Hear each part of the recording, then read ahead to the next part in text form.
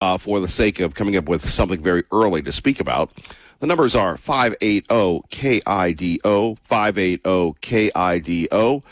And by the way, I just got a message earlier this morning from our friend Patriot Ray. And Patriot Ray was saying, hey, Kevin Miller, I wanted to see if I could form my own team for the fun run, the IG Fun Run, igfunrun.com, put together by Jeff Bacon for the Wyken Foundation. And we said, sure. And knowing Patriot Ray, he's going to come in with the biggest team. He'll probably come in with, I don't know, many people. People love Patriot Ray. We love Patriot Ray, so we appreciate Patriot Ray getting ready for the IG Fun Run next month. Hard to believe, as to quote Bo off the air, another week closer to college football season. And a lot going on there. Our website, what do you mean, Kevin Miller? It's the radio. I know, it's all integrated, allegedly. But our website, we're very proud of a young reporter named Kay Millie over the weekend, actually on Friday, broke this story. Didn't really break it, but really picked up on it before a lot of other people did. And that was this story involving Boise State and a possible budget deficit of $2 million this year, possibly could go to $14 to $18 million. And what has saved the Broncos was their appearance in the college football playoff. Not only their appearance in the college football playoff, but the concerts that they've had. And again, remember, Luke Combs coming back to Boise State. The only college football stadium that he's going to come to was a Luke Combs concert. Remember, Boise State started doing all these concerts to start doing all this money and such. So again, it is interesting to see how that plays out. So again, we have that story for you on our website. And really, I've been hearkening on this for quite some time, that here you have this university that does not have a lot of money. And I embedded the story from the State Board of Education. It took me a while to find exactly where it was. And then to go through that and to take a listen to it was interesting to see the state board actually talking to Mr. Dickey and the other members of the staff to really figure out how in the world they fund the football team, if you will. So that story, and of course Judge Windmill's decision to circumvent Idaho's pro-life law. Will obviously that will have ramifications. That story and more on our website. So we work hard to inform you on the web, and of course we work hard to inform you on the air as we move along. Obviously, one of the big stories has to be gas prices, and the liberal loons are doing their very best to try to blame the president for the gas prices. The president was very courageous over the weekend. We'll play a little of that in a minute. But here's Harry Eaton from CNN talking about the numbers, and we'll look this over and, of course, hear what you have to say next. Hey there, Brian. Happy Sunday to you. Look, gas prices still above $4 in the United States of America, at least on average. And it just feels like the American people can't catch a break. And while I like you, Brian, I can tell you that the American people very much dislike, dare I say, President Trump when it comes to gas prices. Not a huge surprise, given, of course, where gas prices are. But it's to a historic degree, the hatred for President Trump on gas prices. Look at this. Okay, highest disapprovals on gas prices by President. Look where President Trump is in 2026. We're talking about, on average, a disapproval rating of 79%. That is about 4 in 5 Americans who disapprove of the job that President Trump is doing on gas prices. Joe Biden never reached that level. He was at 72%. Barack Obama never reached that level. His highest was 68%. Even George W. Bush never reached that level. He was at 75%. So Donald Trump breaking records in the ways that you simply put do not want to be breaking records when it comes to gas prices and how Americans view the job that he is doing. Now, why? Why is President Trump have a historically high disapproval rating on gas prices? Well, simply put, you can't reach 79% just by Democrats disliking the job that you're doing, or dare I say, hating it. Look at this. It crosses party lines. You get the rare trifecta. Yes, you get 96% of Democrats. That's not so surprising who disapprove of the job that President Trump is doing on gas prices. But how about independents? 85% of independents disapprove of the job that President Trump is doing on gas prices. And then, of course, that tried and true Republican base that is stuck with Donald Trump through thick and thin.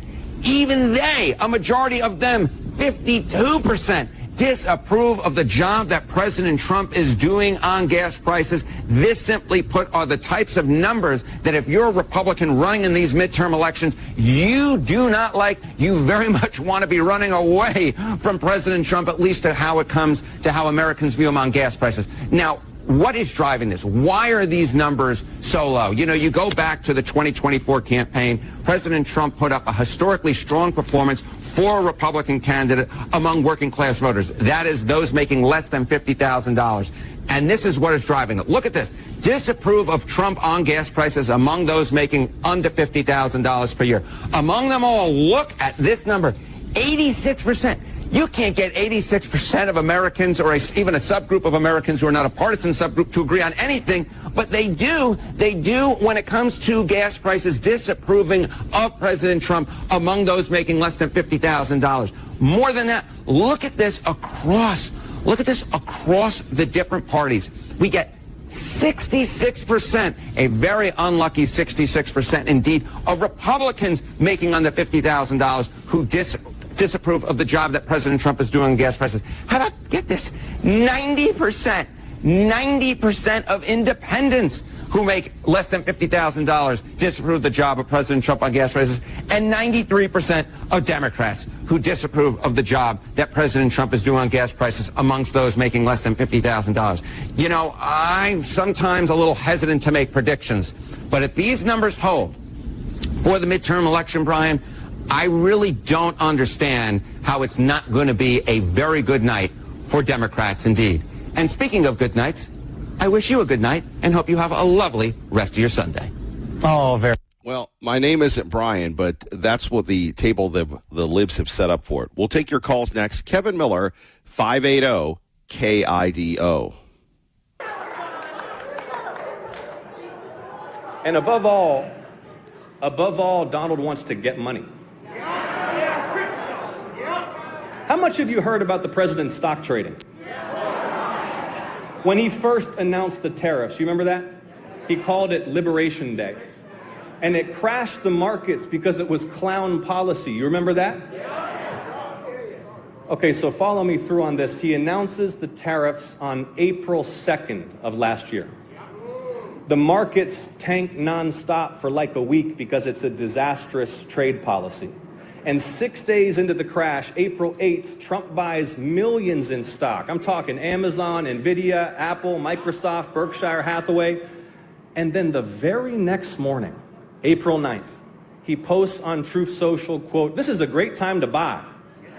3 exclamation marks. Okay, now listen to this. 3 hours and 41 minutes after that post, 1 day after he bought millions in stock, he canceled the tariffs and triggered one of the biggest same-day rebound rallies in market history. He's trying to get money. And you saw, now he's offering paid subscriptions to presidential announcements, right? Just understand what's for sale here. The sitting president's pronouncements on war and peace and economic policy delivered first to paying customers? What an absolute crook.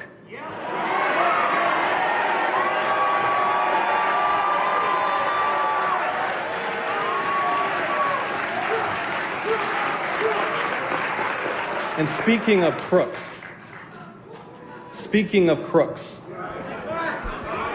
not a lot of people know this, but Congressman Mike Collins is literally one of the most active crypto traders in the entire Congress. And that's a shout out to Chandler. Good morning once again. Kevin Miller in the morning, 580-KIDO. There we have John Ossoff, who all of a sudden is the straight white guy from the South. All of a sudden, he is the leading presidential candidate among the liberal loons. So we have bad news. The president over the weekend had had a note of courage. We'll talk a little bit about that. Do want to remind you, Hearing Connection sponsors this portion of the program, 208-488-3255, 208-488-3255. Hearing Connection has been with this program for many, many years. We appreciate them. Even if you have a question, they have a lot of locations. Give them a call, and please tell them you heard it on the Kevin Miller program or 580-KIDO, whichever you prefer. As I said before, it is loyalty is the language of this program, and we sure appreciate Hearing Connection. So here we have everybody ripping President Trump, and the midterms are going to look bad. Well, we're going to see how bad the midterms are going to look. We're going to see how bad everything is. But remember, when we look at this, of course, the liberal loons are not going to be they're not going to be, how should we put this, honest about this. They're going to, do the doom and gloom. Remember, if you've ever been in a competition or your favorite team or what have you, and there's always one team that no matter what, that no matter where, always beats you, and that has been the president.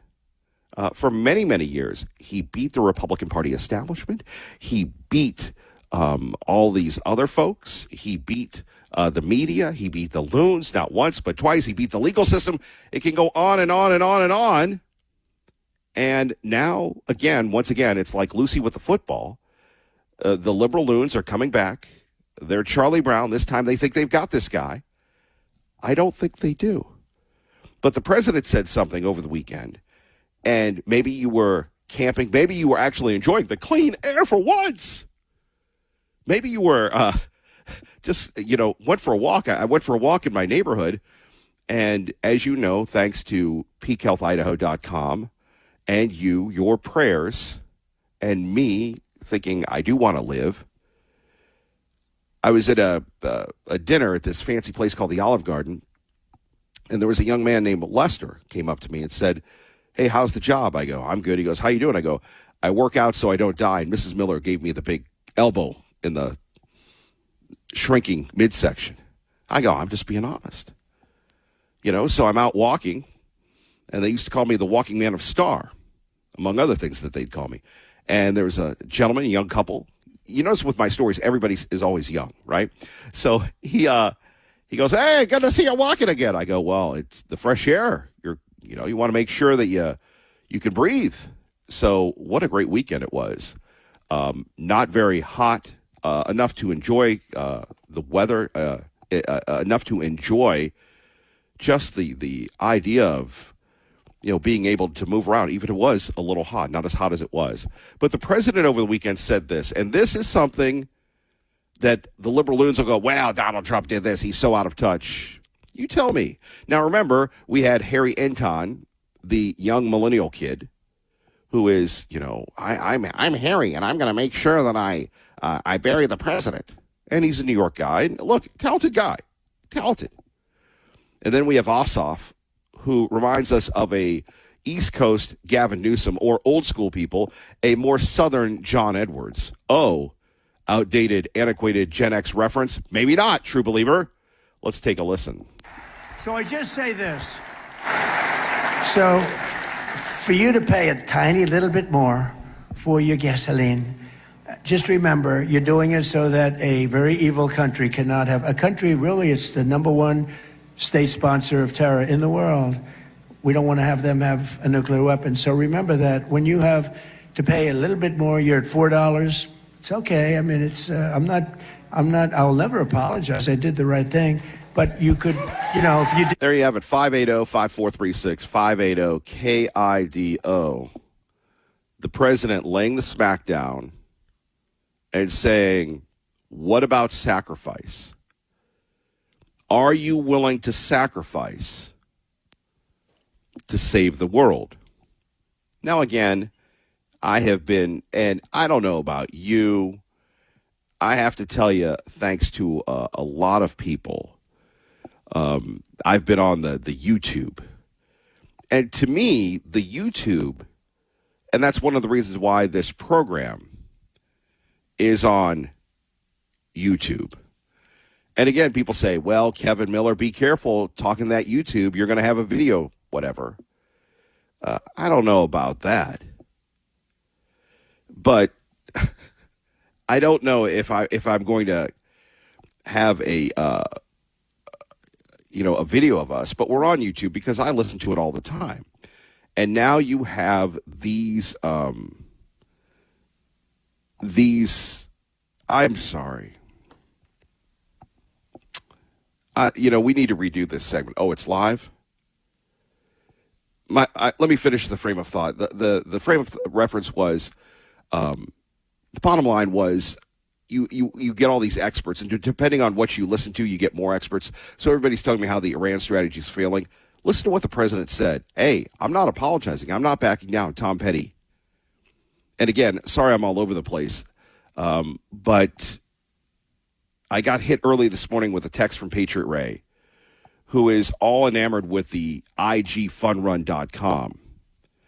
And it's sponsored by Lazy Boy of Boise. And I'm looking at the poster, and it has Long Live the Lazy. And it has all these cartoonists. And then they've put a picture of me in, and my hair is brown in it. And, of course, they have my triple chins. And, of course, they have me being the water boy in a suit. So sometimes you're thinking, oh, Kevin Miller, you can't make me laugh. This poster is wicked funny. I love the saying, long live the lazy. And it's the annual instant gratification 0-mile fun run, which will be at Pay It Brewing coming up next month. More information at igfunrun.com, but I'm beyond words. Anyway, okay, can we get back to the program? Yes, let's just get back to the program. Jeff Bacon, you really outdid yourself this time. But here you have John Ossoff talking about Donald this, Donald that.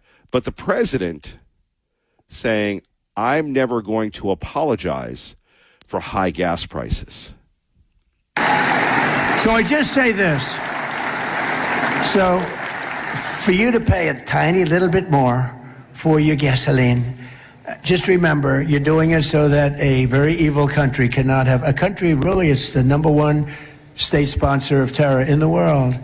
We don't want to have them have a nuclear weapon. So remember that when you have to pay a little bit more, you're at $4. It's okay. I mean, it's I'll never apologize. I did the right thing. But you could, if you didn't have, you'd be at, I had it down to below $2 in many states, but in California you can't include because they keep taxing. You lower the oil price and they end up taxing you more than what you lower it. But you just have to remember that what we're doing is a great service for the world, not only for ourselves, for the world, and we're really doing a great job. So I just say this. We're really doing a great job. Now, instead of positioning that as courageous, instead of positioning that as here you have the president laying his claim, they say this is going to appear in every political ad. It probably will be.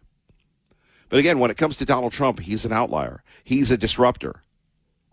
He's going to make sure that he gets the word out no matter what. And yet and this is one of the reasons why we are one of the original Fox News affiliates. I can remember back September 11th when Gabe Hobbs was in New York going over this, and we had him on because the world blew up that day. And it was supposed to be NBC News, and NBC wanted too much money, so the parent former godless corporation company that's very godless, very Android-centric, very AI-centric, but they say they're humans. Regardless, they're nice people, allegedly. Went with Fox News. And we were part of that conglomeration, that federation. And so we've been Fox News ever since. Imitation is the greatest form of flattery. Now you have other people wanting to be like us. God bless them.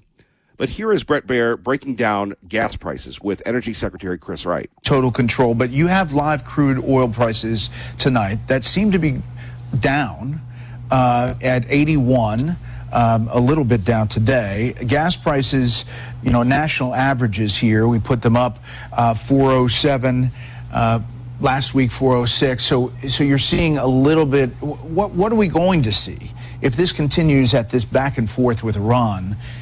what does that price look like as we head into the fall?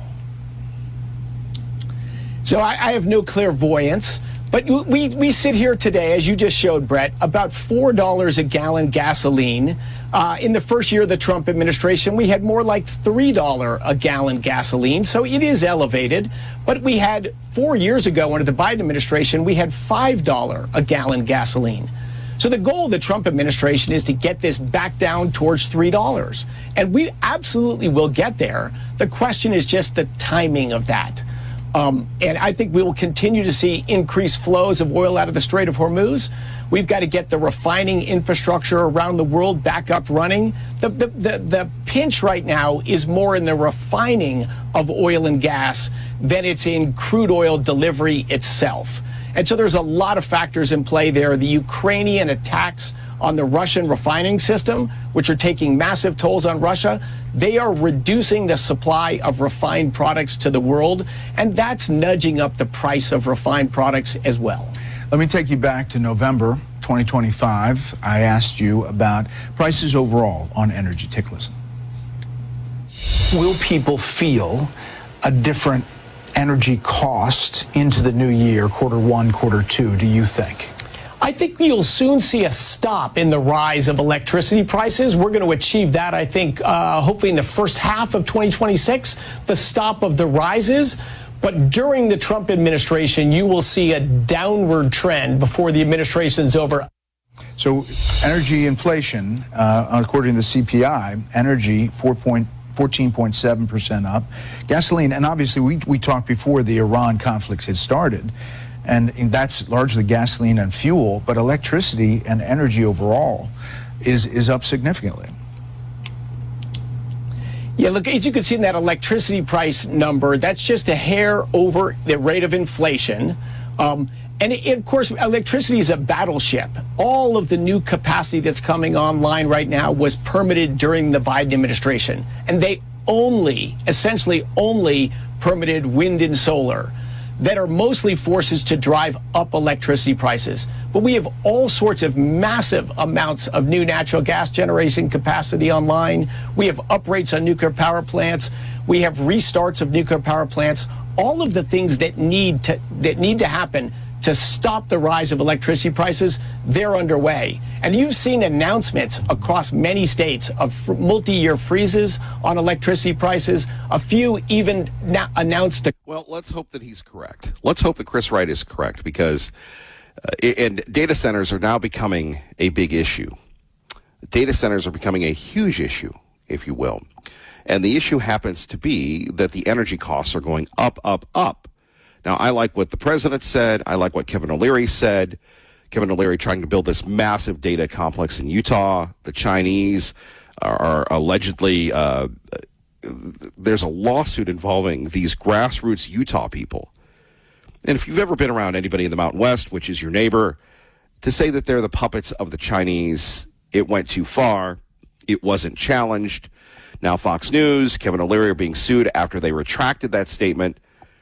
It's a big mess, but O'Leary says you either build these data centers or China is going to take over the world. Now, wow, what a way to wake up.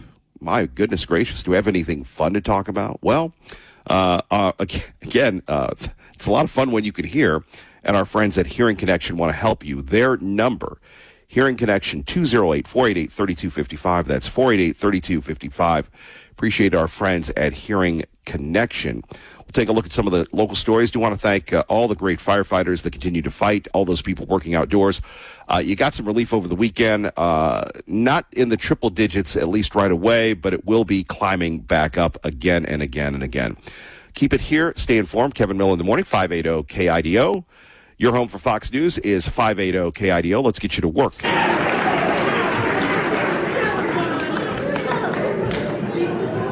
And above all, Donald wants to get money. How much have you heard about the president's stock trading?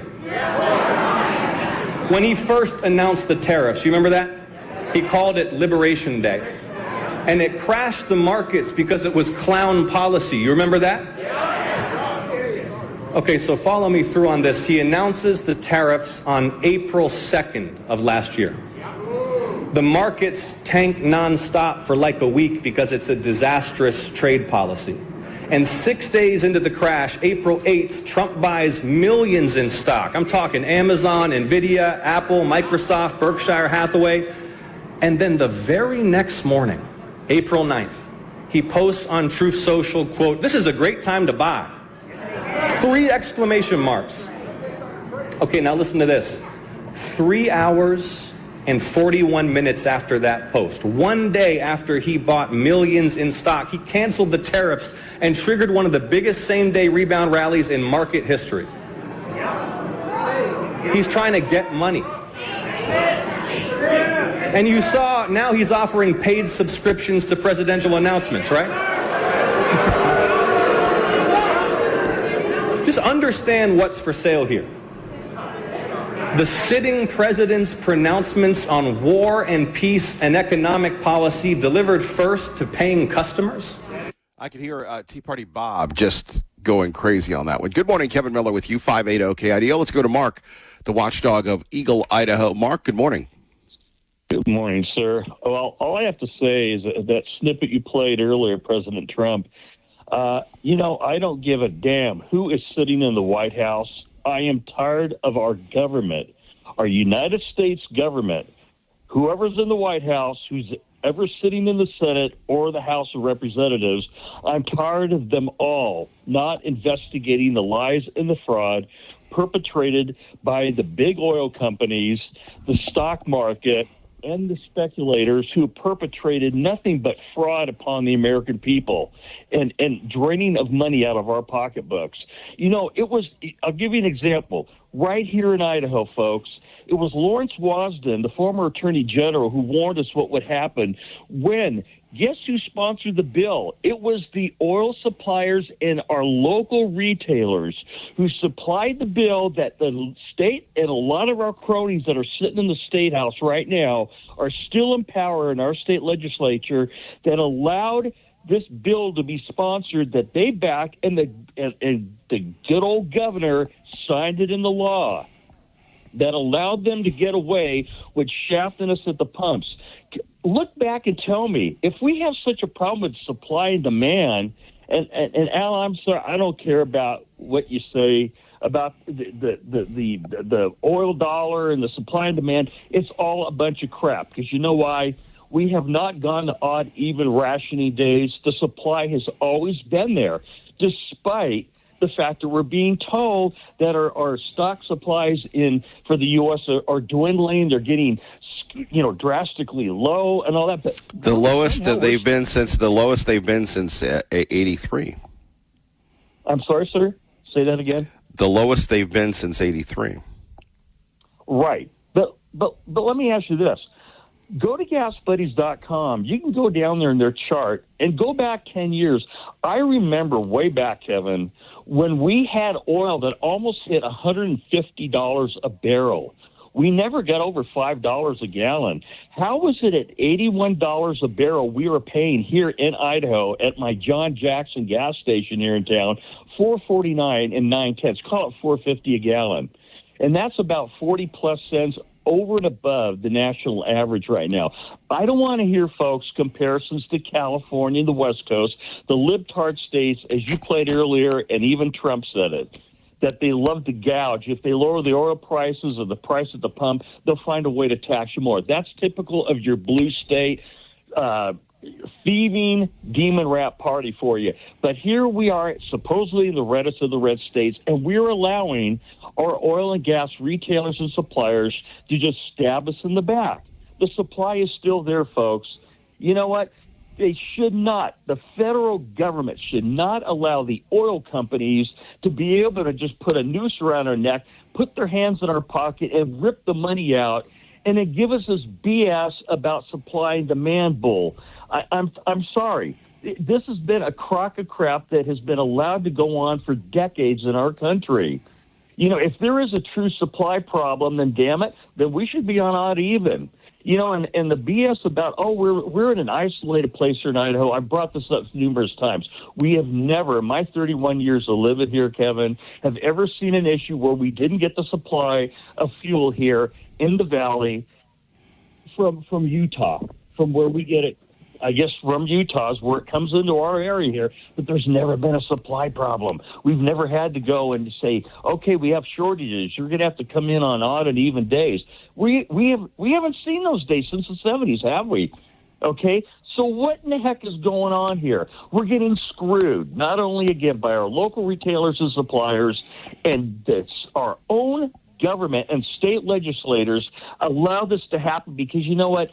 Money goes in their back pockets to keep them in political power, to keep that noose around our necks and rip us off at the pumps here in Idaho. And the same thing goes for the damn federal government, and I don't care who is sitting in the White House with an R or D in their name. I don't care, because they have still allowed the oil companies to shaft us for decades and just boast. How do you get all these tens of billions of quarterly profits, Kevin, when there's supposedly a supply problem? Tell me that. Somebody explain that one to me. And I'm tired of hearing about the petrodollar and all that crap. We're being screwed, and that's all there is to it. I'll get off my podium. You have a great day there at KIDO, Kevin.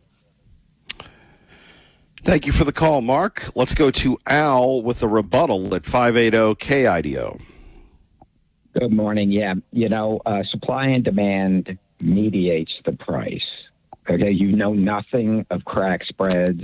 You know nothing of oil. You know nothing about what's going on. And, I don't really have that much time to really explain to you. It's really a complex bunch of variables that are involved here. And it's, you want to go odd or even or something like this. Yeah, that sounds like socialism. I guess we'll have the government, tell us everything. But what it is, it's supply and demand is mediating the price. When you have enough supply, what happens? Then the cost of production mediates the price. You have all kinds of future contracts. You have all kinds of other things that are involved. It's called free markets. But the people don't understand this. And President Trump knows that the people are just totally uneducated and uninformed about oil. Okay? The Mideast is the gas station of the world. The world stops if the oil from the Mideast stops. You don't understand this. You don't understand. Well, okay. So then let's play the liberal game where the liberals said, why didn't the president plan for this?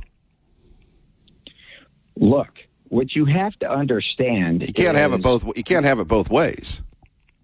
Well, you don't understand, nor do the people understand that we're in the fourth turning, buddy. Do you know what the fourth turning is?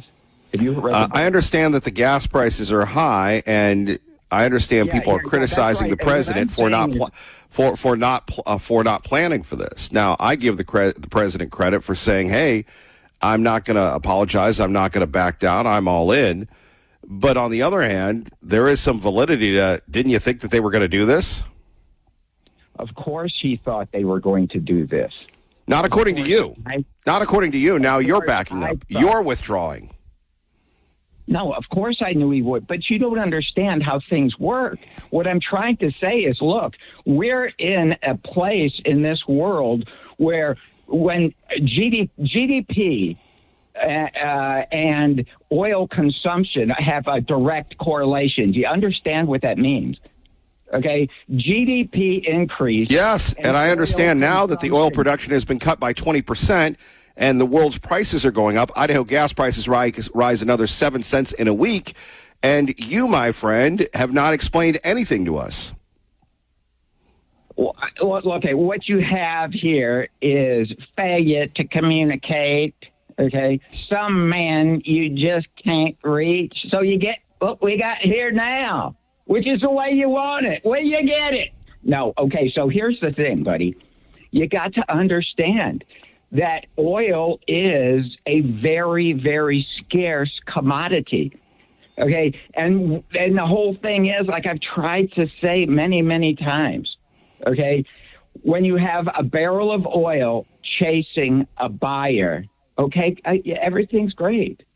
Okay, and the price is going to be, based on all the factors of production and transportation and some of this.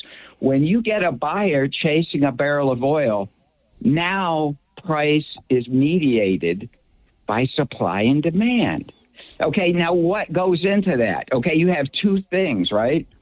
You have demand and flexibility, because people are going to pay anything for their gas or their diesel, because that's their job. It's demand and flexible. People are going to pay anything. And then you say, well, how is oil priced? It's priced at the margin. What does that mean? Okay, it means that whoever pays the most for that oil, that's the new price that it's going to be. That's the way economics works. But you people don't understand it. Okay, you people think, but Yeah, that's why people do understand it. That's why People we're do in understand the fourth pain that inning. they're suffering. The people do Oh, understand yeah, it. that's pain. Sure it is. Yeah, right. Uh-huh. Yeah, let me tell you, you're fixing to really have pain, okay? Because just wait. Just wait till things happen. What President Trump is trying to do right now, he's trying to stop the Iranians from having the ability to totally close down the Strait of Hormuz. And look, maybe the president should have war gamed that instead of No, he trying to already figure this did. out now.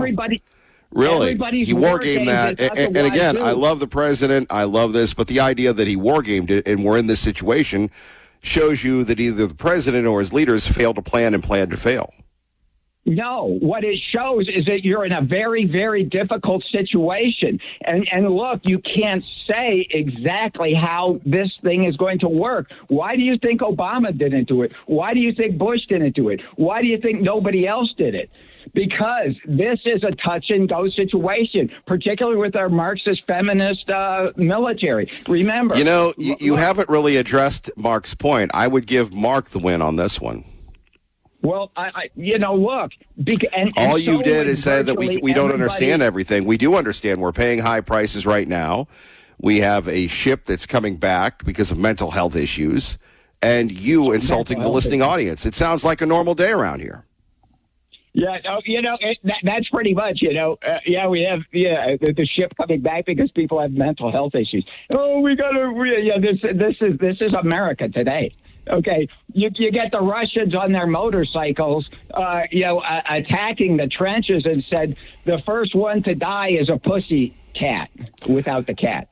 Thank you, Al, for the call. Sean Hannity today at 1. I can't make sense of that. Mark wins that round. Kevin Miller on your home for Hannity, 580 KIDO. Boise State could be looking at a $14 to $18 million deficit in the athletics department.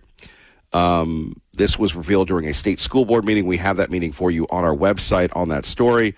Boise State Broncos officials told the Idaho State Board of Education that athletics could face a roughly $14 to $18 million deficit this fiscal year. This year it's at $2 million with athletic revenue sharing the transition. Have you ever wondered how much Boise State is paid? What's the payroll?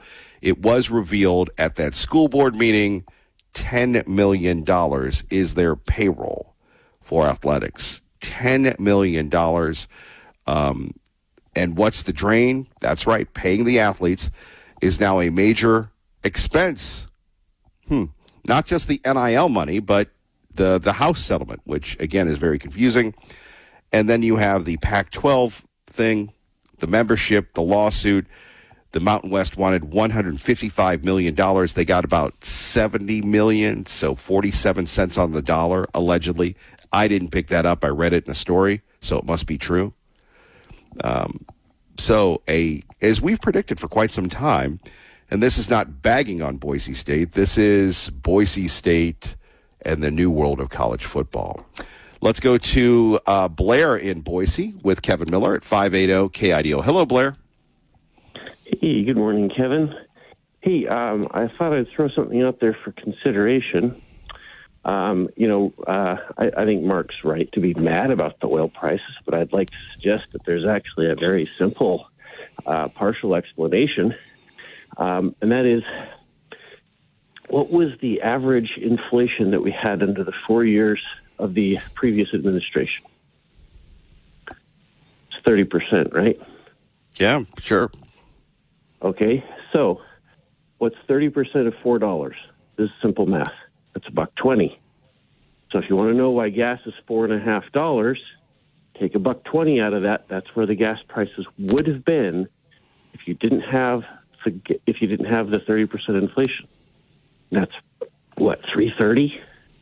So I think that there's actually I'm not saying that they're I'm not going to comment on the rest of Mark's accusations about the oil companies, but I'd say that there actually is a very simple explanation for the prices, that inflation is a large part of it. What say you? I would agree with you. I think Mark really hit the nail on the head, and it's funny. The libs on one of the shows said, "Well, why don't we tax the oil companies for their profits?" And I don't think we have a solution. I mean, you either go with the greedy, grubby oil companies, or you tax them out of existence.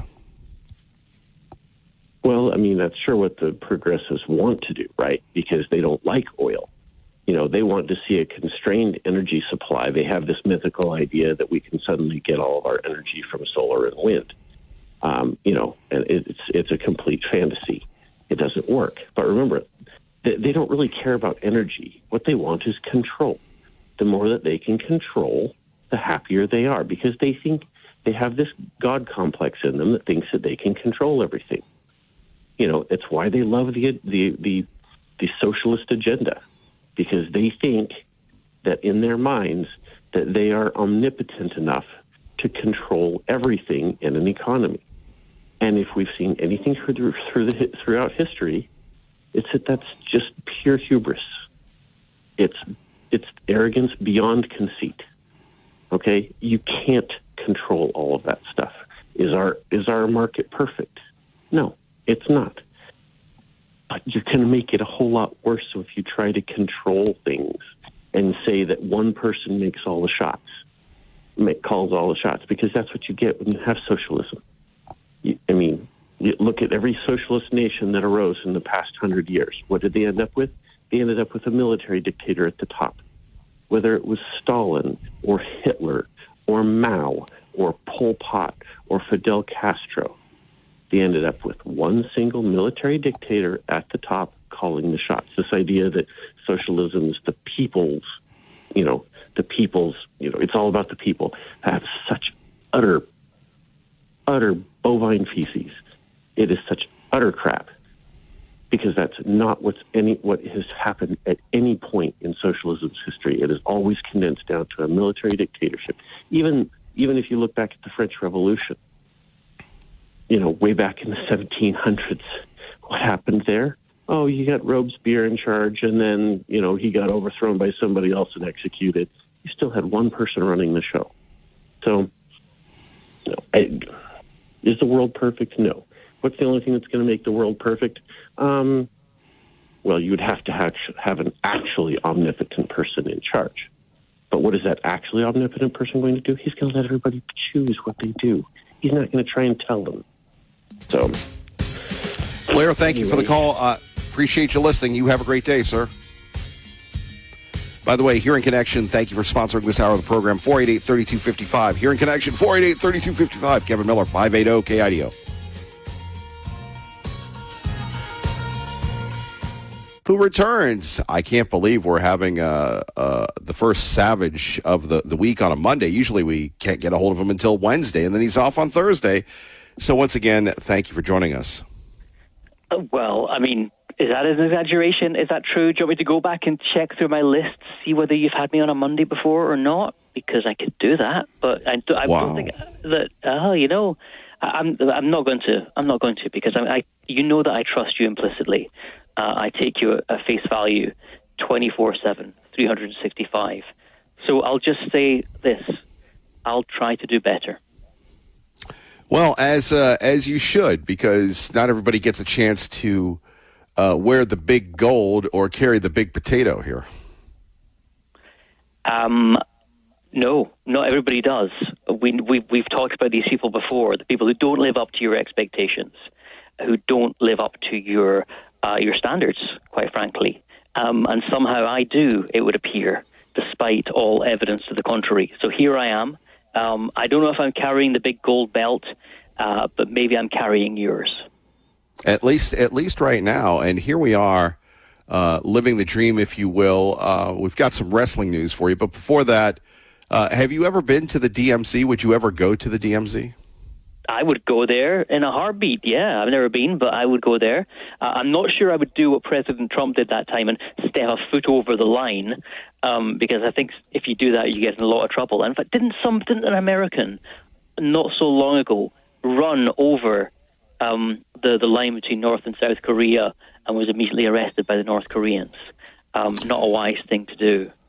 Well, that, and they have they have that room, that scary, spooky room that it's half and half. And the South Koreans, when they go in there, they always have to have the belt loops of people because the North Koreans like to snatch them and torture them and all sorts of things, which is pretty wild when you think about the DMZ, because there's no peace, as you know. It's an armistice. And the North Koreans, even back when you were a little boy, back in the 90s when I was in the military, running wild and saving people and saving lives and, whatever, they would, it was common that if you would go in the area of the DMZ, it's not just a line. I mean, you better be armed because they would chop you up, and those things were never reported. They just come across people in this wide area. But North Korea, South Korea in the news today, sir.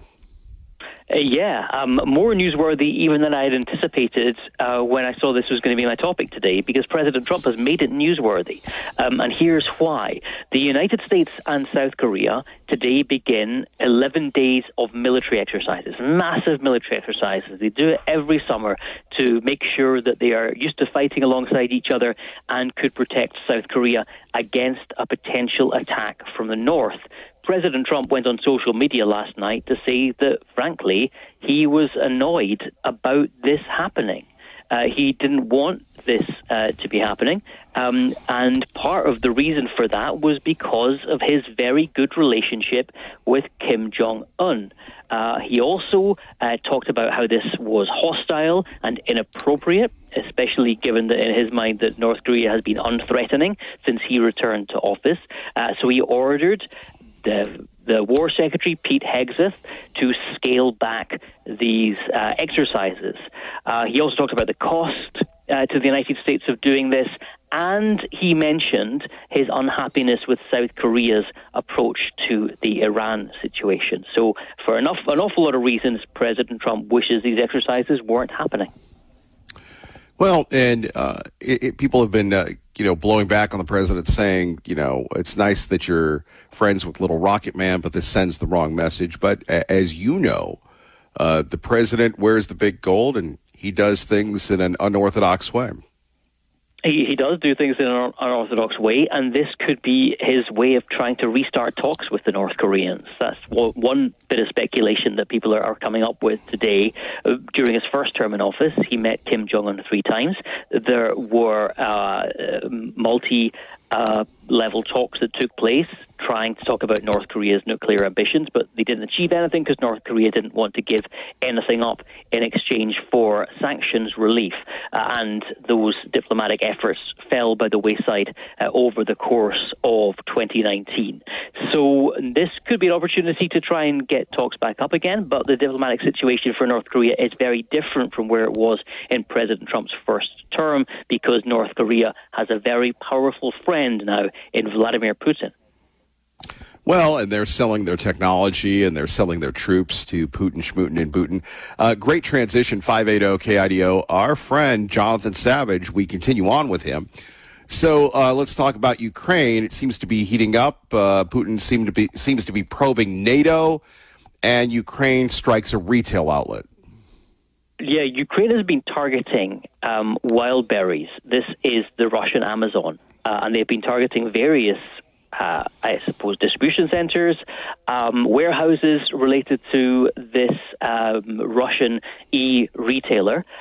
because they say that they are providing logistics and infrastructure for the Russian military. Ukraine has, over the course of 2026, tried to take the fight to Russia, deep inside Russian territory. On Saturday, they fired more than 800 drones, and most of them were aimed at Moscow. Last night, multiple missiles reportedly launched into the Belgorod region. According to the local governor, 6 people were killed as a result. So the Russians certainly know that they are in a fight right now. It is certainly in a fight, and it will be interesting, hopefully, that that expansion won't happen. How much time do we have left with you, sir? 5 minutes. Oh, 5 minutes. Okay. Well, we don't want to get into Dubuque's time because, those people in Dubuque or Akron or Youngstown or Manchester, New Hampshire, any of the big sprawling metropolitans. I can't even see it. See, I can't pull it off. That's why I'm in Boise. The metropolitans that, anyway. Have you heard of GCW? Game Changer Wrestling. I have heard of GCW. Yeah. Well, our friend Manny Lemons, the man that planned the lemonade stand, he announced that the GCW is coming to Boise, I believe in November. Yeah. That should be worth seeing. Yeah, that's sure thing. They're. Am I right in thinking that they're a bit of an extreme promotion? Is that possible?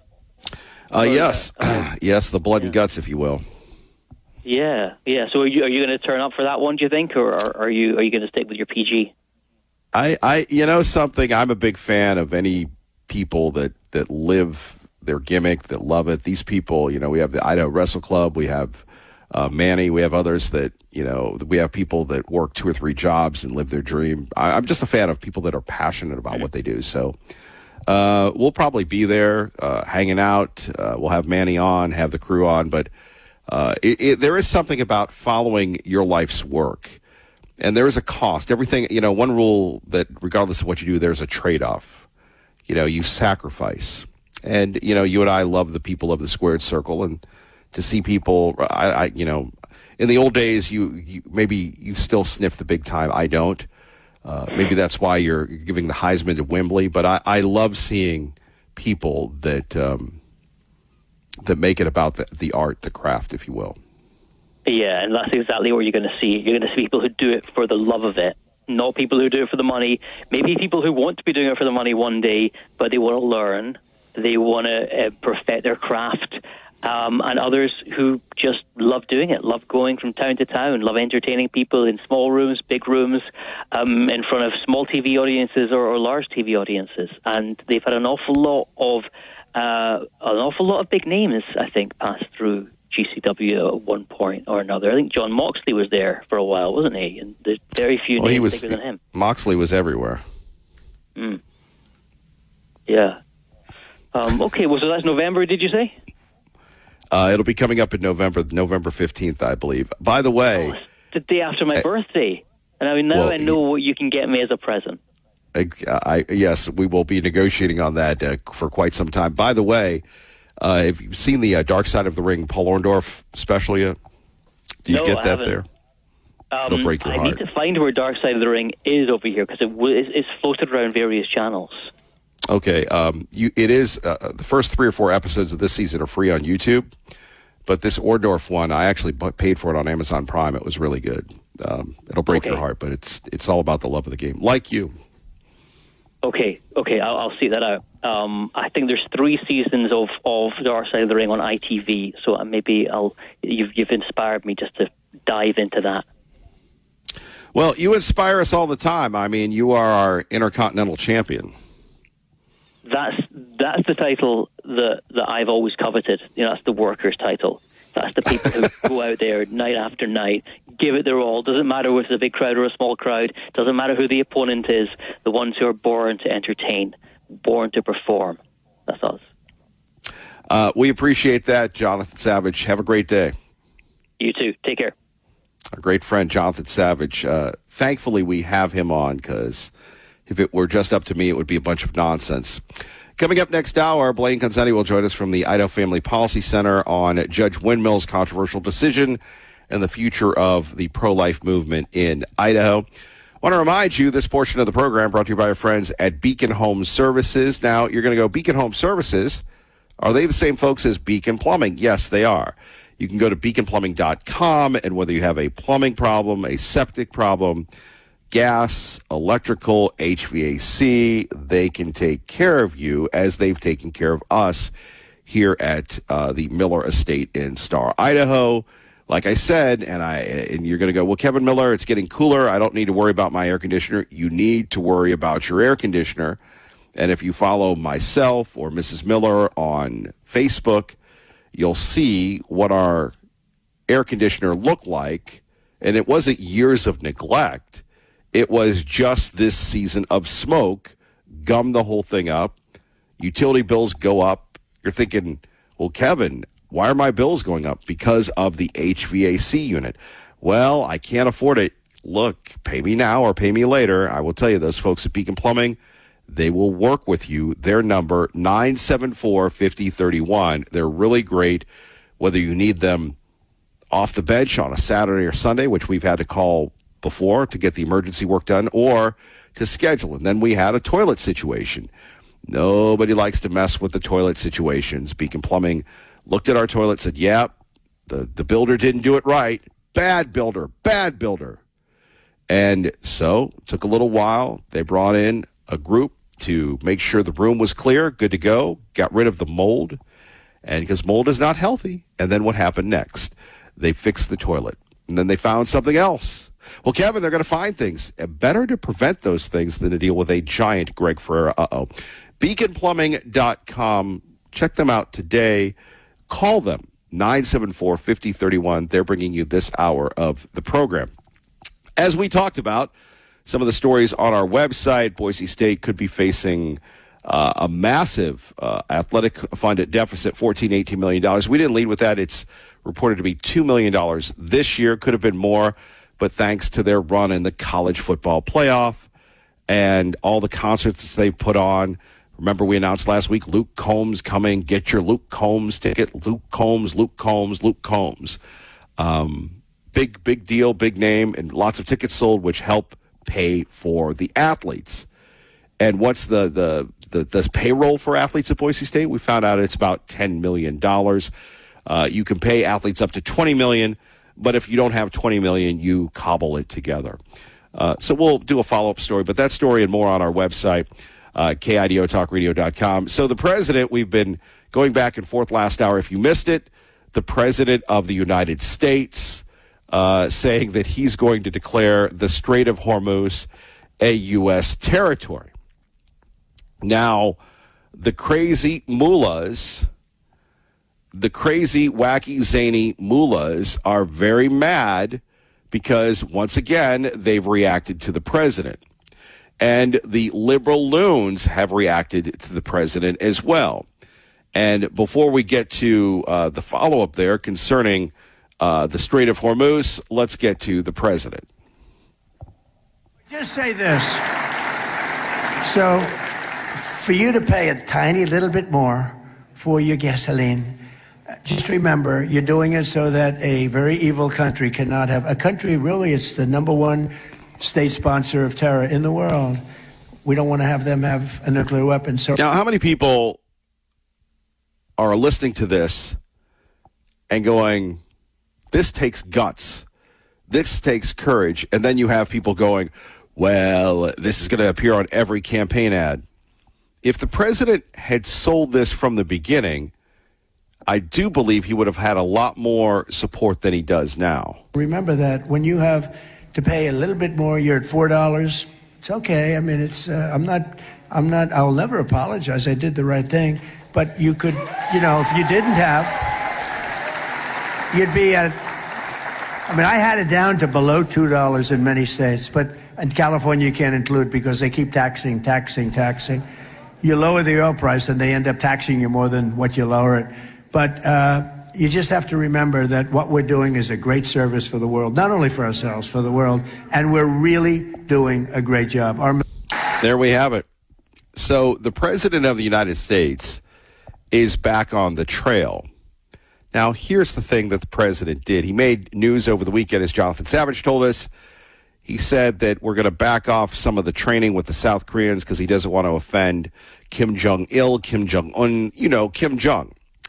Anyway, the president's saying on Friday that after we squash the Iranians, the bad guys, he intends to declare the Strait of Hormuz part of an American territory, saying that it's going to be ours, we're going to make money, and it's going to be a great time.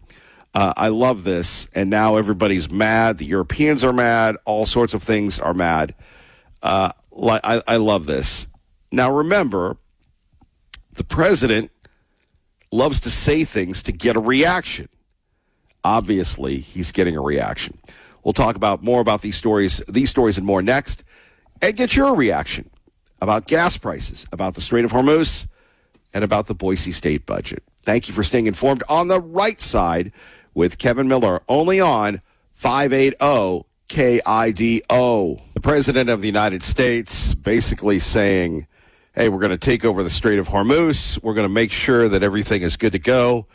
And then people are going, hey, man, whatever happened to America first? But the president, like I said, I think it's been a rough time for him with these assassination attempts and everything else. He just does what he wants to. And, the big point here is, would anyone support a permanent U.S. control of the Strait of Hormuz if that guaranteed free shipping and lower energy risk? Yeah, that would be nice. But remember, we've got the mullahs, the shmullahs, and the bullahs. The terrorists, if you will. I mean, our troops would be a target for that. Sometimes you have to acknowledge a problem and to deal with it. And the Strait of Hormuz is a problem. And we have the president a couple years ago talking about Greenland. Now he's talking about something that makes Greenland look like, well, nothing. And talk about something economically valuable, making the Strait of Hormuz the American territory. Like I said, I really think that the president saying that he wants total control of the giant oil choke point is, again, a psychological jab, if you will. Brilliant thinking. It's going to get a lot of reaction, a lot of negative reaction, but that's the president of the United States. I still go back to this at 580-5436, 580-KIDO, where the president himself saying, it's okay, I voted on gas prices. I put them up there, and I'm going to stand by what I said. Just say this.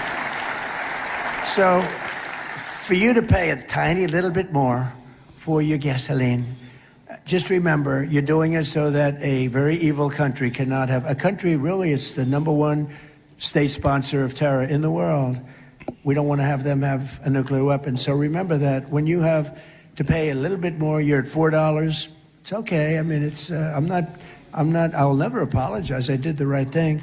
But you could, if you didn't have, you'd be at, I had it down to below $2 in many states, but in California you can't include because they keep taxing. You lower the oil price and they end up taxing you more than what you lower it.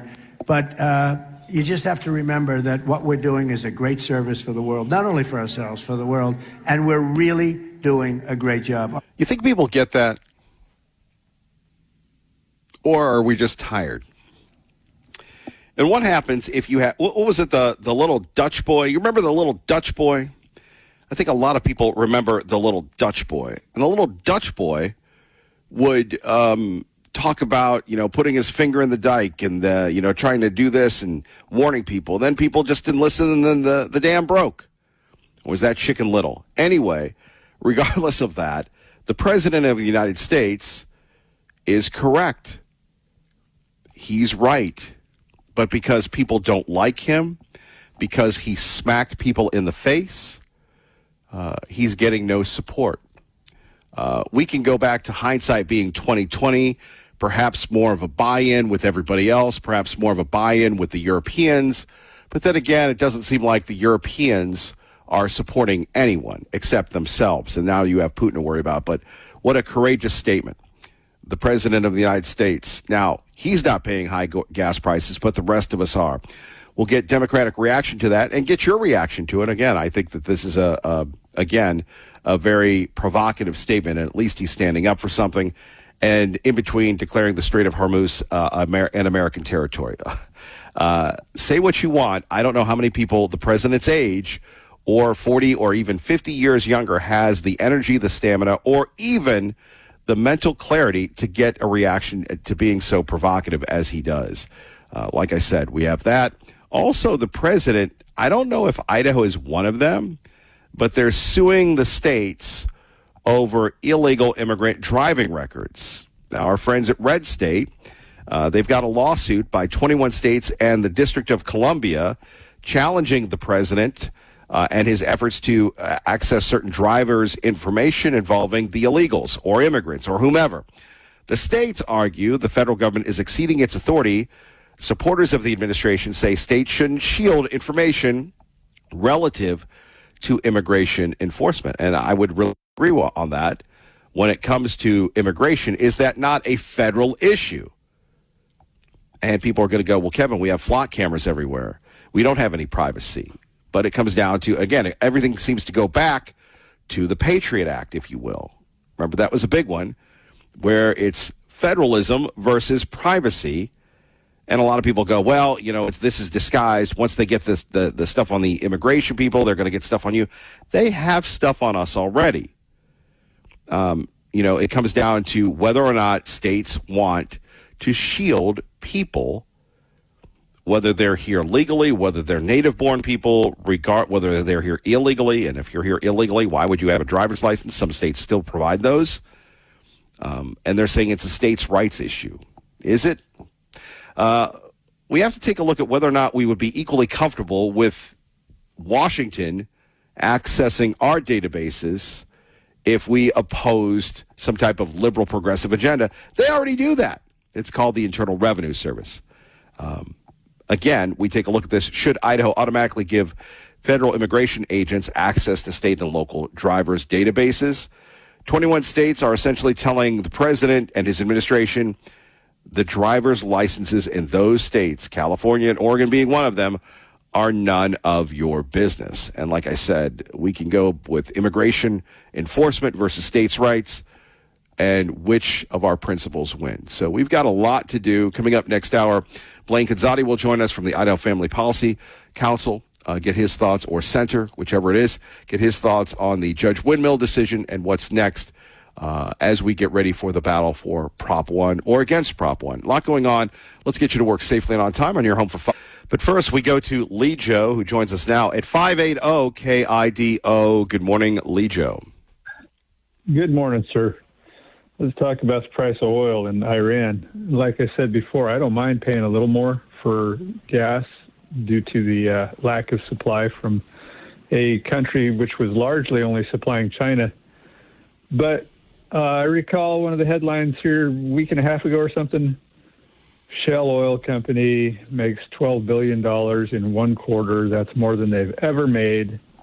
And we're not paying a high price of oil to get rid of mullahs or stop nuclear weapons. We're paying a high price of oil because there is a 5-corporation monopoly on oil, and they're taking advantage and gouging so that they can do their record profits. Normally when oil has been at $80 a barrel in the past, the price has been around $3. And here we sit, the price is $80 for crude, and it's $4, $20, $30, $40, and keeps going up. I understand market, and furthermore, the markets have moved and the oil paths have changed since Hormuz has been cut off, and we've got oil pipelines going out of Saudi Arabia the other direction, etc. It's just it's time for the breakup of the Big Five. Those oil companies don't need to collude with each other. If there's only 5 of them, they can just look over at each other and say, "What's he doing? Okay, that's where we're going. Okay, let's run the price of gas up. And blame it on Hormuz when the price per barrel. You remember in the Great Recession, it was like before we really opened up the Bakken, it was $100, $110 a barrel, and we were at $4 a gallon. It's just pure price gouging, and it's dragging. Well, what do you say to Al, who demeans us when we call people out that way? What do you say to Al, who calls us all stupid for noticing the obvious, that we're getting ripped off? Well, you got to understand that we do get it, Al. There's no getting around the fact that when you have a de facto monopoly, they get to set the price, and it is no longer set by supply and demand. And he'll come back with the same talking points. Oh, the refineries. We haven't built a new refinery. We don't have to, because we've expanded the old refineries, and it just goes on and on. The propaganda that big oil puts out is just as,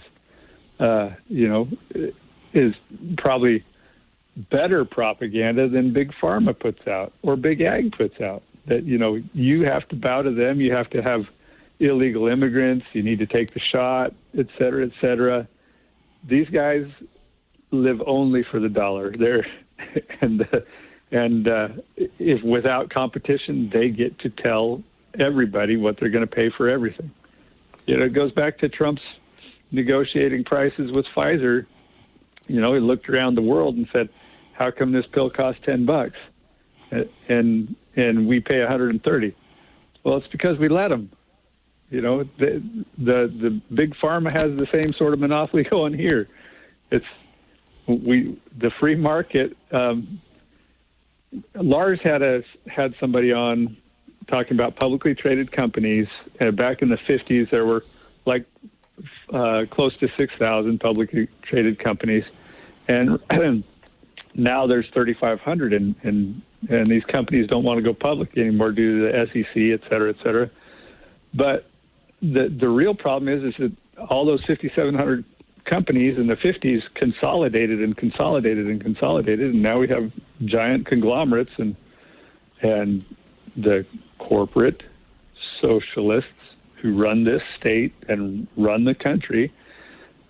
Their profit is the most important thing that there is, and they get to lobby and set the rules and the regulations so that their company is the one that benefits the most, and the little guy gets squeezed out. There is no competition. There's no way to force the price of any of this to go down, just due to the massive consolidation in the economy. And like Petzo's going to say, "Oh, that's the free market at work." It's the free market at work until monopolistic tendencies take over and we have oligopolies running the economy, and that's kind of where we're sitting. Well, let's hear what the president had to say about it. As they've had in over a decade. For Chevron for the quarter, highest in history. By 12 times. On the back. You saw that? Yes. Yeah. I mean, it's unbelievable. On the backs. I don't like it. Workers paying higher debts. Yeah. Is our... They're making too much money. Okay? Based on a shortage, they're making too much money. I don't like it. And I should be the last one to say, because I'm a big free enterprise guy. Nobody bigger. And, you're going to see oil when we're finished with Iran. You're going to see the prices drop through the floor. But they made too much money. Too much money. Chevron, too much money. ExxonMobil, too much money. When you look at one company where they made 12 times what they made the year before, they're going to give some of that back to the public. And they better cut the retail price, the consumer price. Too much money. You're surprised I'm saying it? I'll say it loud and clear. I'm not happy about it. Go ahead. Your reaction? Break them up. They won't do it on their own. They have no economic incentive to do it on their own. Those 5 oil companies need to go back to being 10. When Standard Oil merged with with Chevron or whatever, break it back into Standard, break them up. We need 10, 12 oil companies, in order for the market to work properly, and we don't have it. Hey, while we're annexing the Strait of Hormuz, if Donald Trump could just real quick, tell the people of Mexico and South America that it's time for them to have a referendum on whether or not they want to be part of the United States, so that we can end socialism south of our border. I'm for it. Vote to become territories. Let's annex everything south of the border. Help end the cartels. Help end socialism. Well, they want us to vote to be part of Mexico. I don't know how that's exactly. You know that whole mood. What is it, La Raza? I believe that's the name of the group, where they want the states that were won in the Mexican-American War to go back to Mexico. Now, and again, we'll try to be politically correct here. Do you want to live in America? Do you want to live in Mexico? Which most of those folks want to come over here. So, right. But that's a real life political movement. Yeah, and La Raza is a socialist organization. So, yes, socialists want more socialists.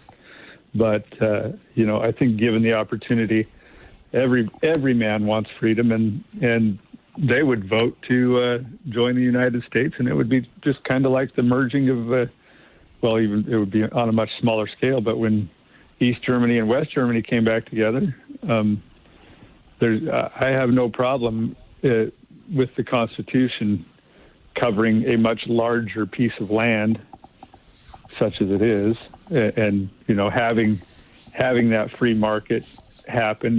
If you want cheaper labor, well, guess what's going to happen when you're covered under the Constitution?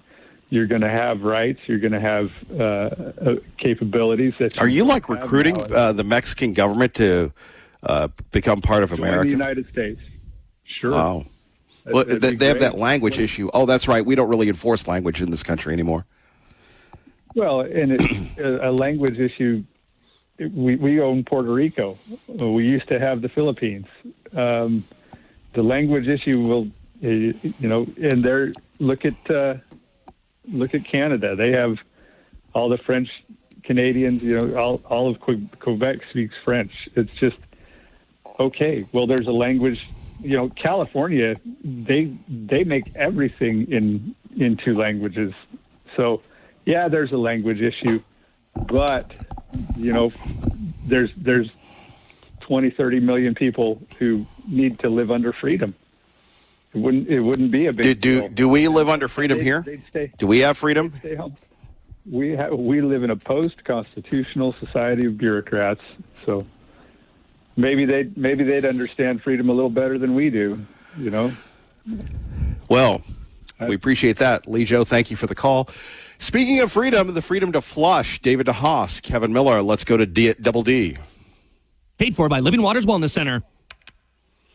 And here he is. What will he say? I don't know. Good morning, sir. You're on pins and needles, I hope. Marvelous I'm Monday. literally standing on one leg. Good. Assisted living centers have exploded in growth over the last 26 years. This is where people go to hang out until they die. I call them the slow death warehouses.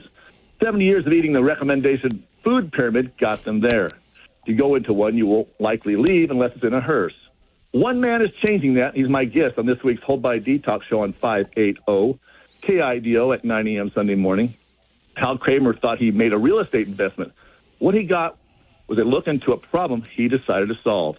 This week he lays out how his tenants in his assisted living homes get better and go back to living unassisted in their own homes. One lady was bedridden, weighing nearly 500 pounds. 2 years later, she has lost 350 pounds and is walking and is capable of living on her own. His residents get off their meds, get out of their beds, using diet and many complementary healthcare tools you won't see in a normal assisted living center. The formula is what every assisted center in the U.S. should be using. Listen Sunday at 9 a.m. on 580 KIDO to get the rest of the story.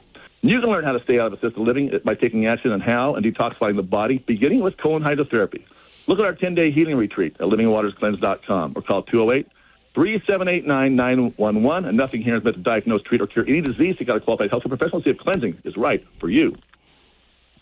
That was a lot. It's a lot. It's the truth. This is a great story. This is an amazing interview. I think I'm put this in my top 3.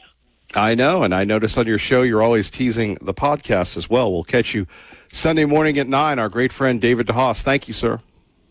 Thank you. Have a blessed week, my friend. Paid for by Living Waters Wellness Center. David DeHaas has podcasts as well. We learn something new every day. How about that home?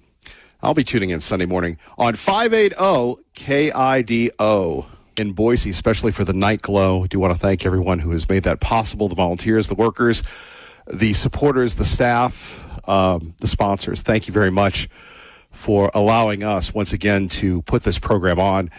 We can't do it alone, and as Dave Burnett likes to say, you got to be careful when you're driving into work those days because it is distracting seeing all the balloons, right? Pretty wild stuff. Well, we are covering the high cost of gas. The president saying, hey, I'm not going to apologize for this. I'm not going to apologize for it. And then revealing that, hey, these oil companies are making a lot of money. Well, you want to do something about it. Want to really pop something right before the election. The Republicans probably wouldn't do this because they like big oil. And who wouldn't if you were associated with big oil? But why not say, hey, you either lower the prices or we're going to get you. So that's what we are rolling on as well. By the way, this story on our website, we'll have Blaine Kazadi joining us coming up very, very soon. A federal judge ruling that pregnant women may receive abortions in Idaho. I bet that there's an injunction on that. That seems to circumvent the Idaho pro-life law. The issue here is whether or not there's serious risk to the health or risk of self-harm. The decision based on the constitutional protections, the 14th Amendment, Judge Windmill said, expands exemptions to Idaho's right to life law. The ruling blocks enforcement of criminal laws prohibiting abortions to protect the mother's health. That case will be appealed. The Idaho Attorney General says, yes, I'm going to appeal the decision. And then, of course, we have the Battle of Zama, if you will. Hey, Al, I do know what the Battle of Zama was. That will be rolling on Prop 1, where the voters will decide.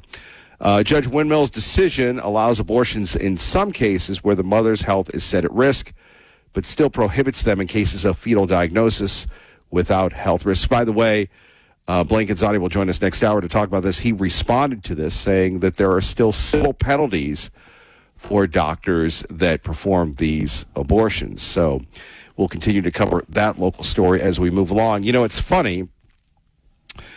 This is not a text show. I was talking to Peter Thiel the other day, our friend, and actually we need to get him on to explain to me why I am right or I'm wrong by not watching Lionesses. But anyway, we have Glenn in Nampa regarding the price per barrel of oil versus the price of gas.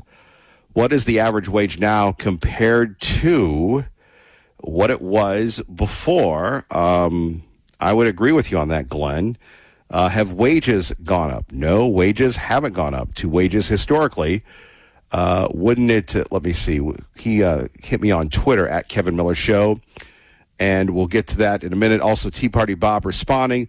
Wouldn't the labor cost to process and distribute the oil into gas and diesel cause a larger difference at the pump? I'll give you a repost on that. Thank you, Glenn. And Tea Party Bob weighing in.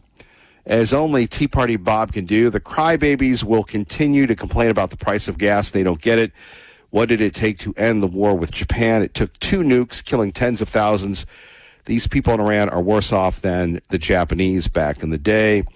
And Jim from Star saying Lejo was right on point. So a lot of interaction. Remember, Kevin at KIDOTalkRadio.com or at Kevin Miller Show on any social media platform. Not on TikTok. Still haven't gotten to TikTok, but that's how you can get a hold of me quickly and efficiently as Glenn did. Let's get you to work safely and on time at 580 KIDO. Traffic the right way. Good morning, Robin.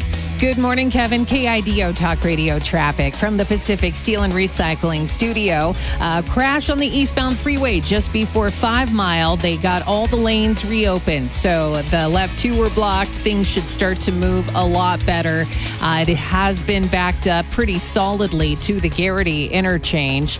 Crash at the Garrity on-ramp on the left shoulder. Another one just before 10 Mile off-ramp on the right shoulder. Fence and Lumber, your Cedar Factory outlet, saving you 70% off big box stores. Fence and Lumber now in Cuna and online at fenceandlumber.com. I'm Robin Scott. That's your KIDO Talk Radio traffic. Appreciate that, Robin. Coming up, we'll take a look at this abortion decision and another breaking news. Boise State has a budget deficit. How will they handle that? Those stories and more on our website, 580 KIDO. Sadly, gas prices going up against another 7% or another 7 cents in the state of Idaho. Pretty wild stuff. Other news of the day, obviously, congratulations to everyone who participated in the Albertsons Boise Open. A lot of great local charities will be receiving some big money, so we do appreciate that as we roll along. And very excited about that event, Caldwell Night Rodeo, coming up, where the cowboy and the cowgirls are the stars. Cowboy Calvin will be giving us a report on that. Big week as we roll on to the Spirit of Boise Balloon Classic. Like I said before, gas prices continue to hurt. We have the president being the president, getting ready for the midterms. And remember, after Labor Day, it's going to be nonstop political coverage everywhere across the country except for the state of Idaho. You're going to have the Prop 1 issue. The other issues are going to be, Congressman Simpson, Congressman Fulcher, Senator Risch up for re-election. And I don't know, this is not an endorsement, but that Todd Achilles ad, pretty powerful, if you will. Is that powerful enough to dethrone Senator Risch? That's a very long shot, if you will, but pretty big, bold ad, number one. And I've been critical of his billboards before. But that ad right there is very powerful. And, of course, you see his campaign headquarters on Glenwood as well. Not an endorsement, just an observation. Thank you, Beacon Plumbing, beaconplumbing.com, for sponsoring this portion of the program. Fox News next, 580 KIDO. Good morning. Boise, winterworldboise.com, for sponsoring this portion of the program. Thank you very much. Locally owned, veteran owned, and they do such an outstanding job. Now, again, we are waiting for Blaine Gonzatti to join us from the Idaho Family Policy Council Center. Blaine is a good dude. We look forward to that, to talk about this decision. So that's one of the reasons why, and it's always a challenge, if you will, when we have the guests on. So hopefully we'll get him on, and we'll hear from Blaine from the Idaho Family Policy Center. Not Council, Center. Thank you very much for that. And when we do, we'll put him on talking about this massive decision concerning Idaho's right to life law. And when you think about somebody like Blaine has actually written the law. He's been at the forefront. He's faced criticism. And I will tell you, that is an amazing thing. I would try him one more time, Bo, on that. And if he's not there, then once again, the show must go on. Well, what do we pay you for, Kevin? If you have a guest, you just let the guest talk. And the guest talks all the time. Yeah, thank you very much. I get that. See, you and I have been together long enough that you don't even have to criticize me. I actually do it for you. One thing that we have been discussing, gas prices. Now, here we live in one of the best states ever, except when it comes to air quality, except when it comes to what we went through for the past month. There were no blue skies, right? No blue skies at all. And here we have blue skies over the weekend. Hopefully that will continue. Hopefully we'll continue to get the fires out. But gas prices in our state have increased once again by 7 cents per gallon in the past week, with regular unleaded now costing $4.42 per gallon, if you will. Diesel prices have also risen by 7 cents to $5.42 per gallon. A month ago, regular was $4.05, diesel was $4.76. Now, a year ago, how about this one? Before the war, $3.51 and $3.93. By the way, the lowest fuel price is the Costco on Cole Road. You heard it here first from Kevin Miller. Joining us now, our great friend Blaine Gonzatti from the Idaho Family Policy Center, not Council. That's why we have Blaine on, because he gets the things right. Blaine, welcome back. Great to have you here at 580 KIDO, sir. Hello, Blaine. Hey, hello, thanks for having Blaine. me on, Kevin. I appreciate it. Can you hear me? I can hear you now, bro. Always good to have you on. I wish, sir, we're under better circumstances, but can you give us your unfiltered, uncensored reaction to what happened in Judge Windmill's court, sir? Yeah, so for those who don't know, Judge Windmill is a Clinton appointee to the federal district court, and he's famous for a whole bunch of things. Legislating from the bench is kind of his pastime. 2013, he blocked Idaho's law banning abortions for babies that can feel pain. In 2018, he's the federal judge who forced the Department of Corrections to provide that sex change surgery to Adri Edmo, the gender-confused male who was serving time in state prison for sexually assaulting a minor boy. And then in 2023, he famously blocked our Vulnerable Child Protection Act that protects kids who are confused in their gender from sex change drugs and surgeries. Of course, he was overturned at the Supreme Court on that. So just last week, he issued another one of these wonderful decisions in which he attempted to invent a new right to abortion in the U.S. Constitution, even though the Supreme Court has said in Dobbs that no such right to abortion exists. And so here, Judge Windmill says that a woman has a right to abortion in cases of mental health, specifically when she threatens to kill herself if she is going to continue with the pregnancy. Of course, that's a massive, massive loophole. It will result in babies dying in the state of Idaho. And we need to recognize this for what it is. It's just another attempt to find a right to abortion in the U.S. Constitution where no such right exists. Yeah, it's very strange. He's talking about the 14th Amendment, this, that, and the other. And again, I want to thank you, Blaine, for giving us the history of Judge Windmill, because he's been consistent in his decisions for many, many years. Yeah, that's right. And, Kevin, it's such a radical opinion that he released last week that I don't imagine the Supreme Court or the Ninth Circuit Court of Appeals is going to tolerate this ruling for long. Attorney General Raul Labrador has already promised to appeal this immediately up to the Ninth Circuit. I assume the Ninth Circuit will act quickly to overturn Judge Windmill. Certainly the Supreme Court will. I mean, we could be before the Supreme Court pretty fast based off of how extreme Judge Windmill's decision is. But every person deserves equal protection of our laws. Every child deserves equal protection of our laws. Every preborn child has a right to life. Every child, even if that child's mother is struggling with mental health. And ultimately, abortion is not a form of mental health treatment. Abortion is a procedure that ends a preborn child's life. And women who are struggling with abortion, they need mental health treatment. They don't need the enduring trauma that always follows an abortion. And so, again, this decision is not rooted in law. This decision is not rooted in justice. It's another activist opinion that's attempting to create a right to abortion where no such right exists. Yeah, and again, this is sadly just the beginning of the process, and hopefully the appeals will be heard and this will be overturned. Again, Judge Windmill, again, Blaine, as you've said here at 580 KIDO, he's had a pattern of this for quite some time and really had his way until Dobbs was overturned. And I guess he didn't get the memo that the Death Star has been blown up. No, that's right. Here in Idaho, we have two laws that protect preborn babies. We have the heartbeat law, which kicks in at 21 days post-conception, and it creates civil liability for physicians who perform unlawful abortions. We have the Defense of Life Act, which kicks in at 14 days post-conception, and that creates criminal liability for physicians who perform abortions. Thankfully, Judge Windmill's decision, his court order, only binds Attorney General Raul Labrador and the Ada County prosecutor from enforcing the criminal provision of the Defense of Life Act. So that means that any physician who performs an abortion in cases of mental health here in Idaho could still be held civilly liable under our heartbeat law.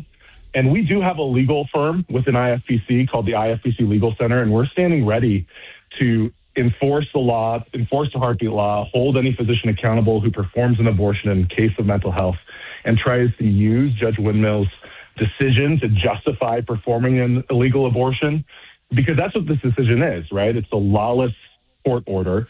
It only binds some state officials and a county prosecuting attorney from enforcing one portion of our abortion law. But thankfully, we have a whole bunch of laws on the books, including the heartbeat law, that we can still use to hold physicians accountable.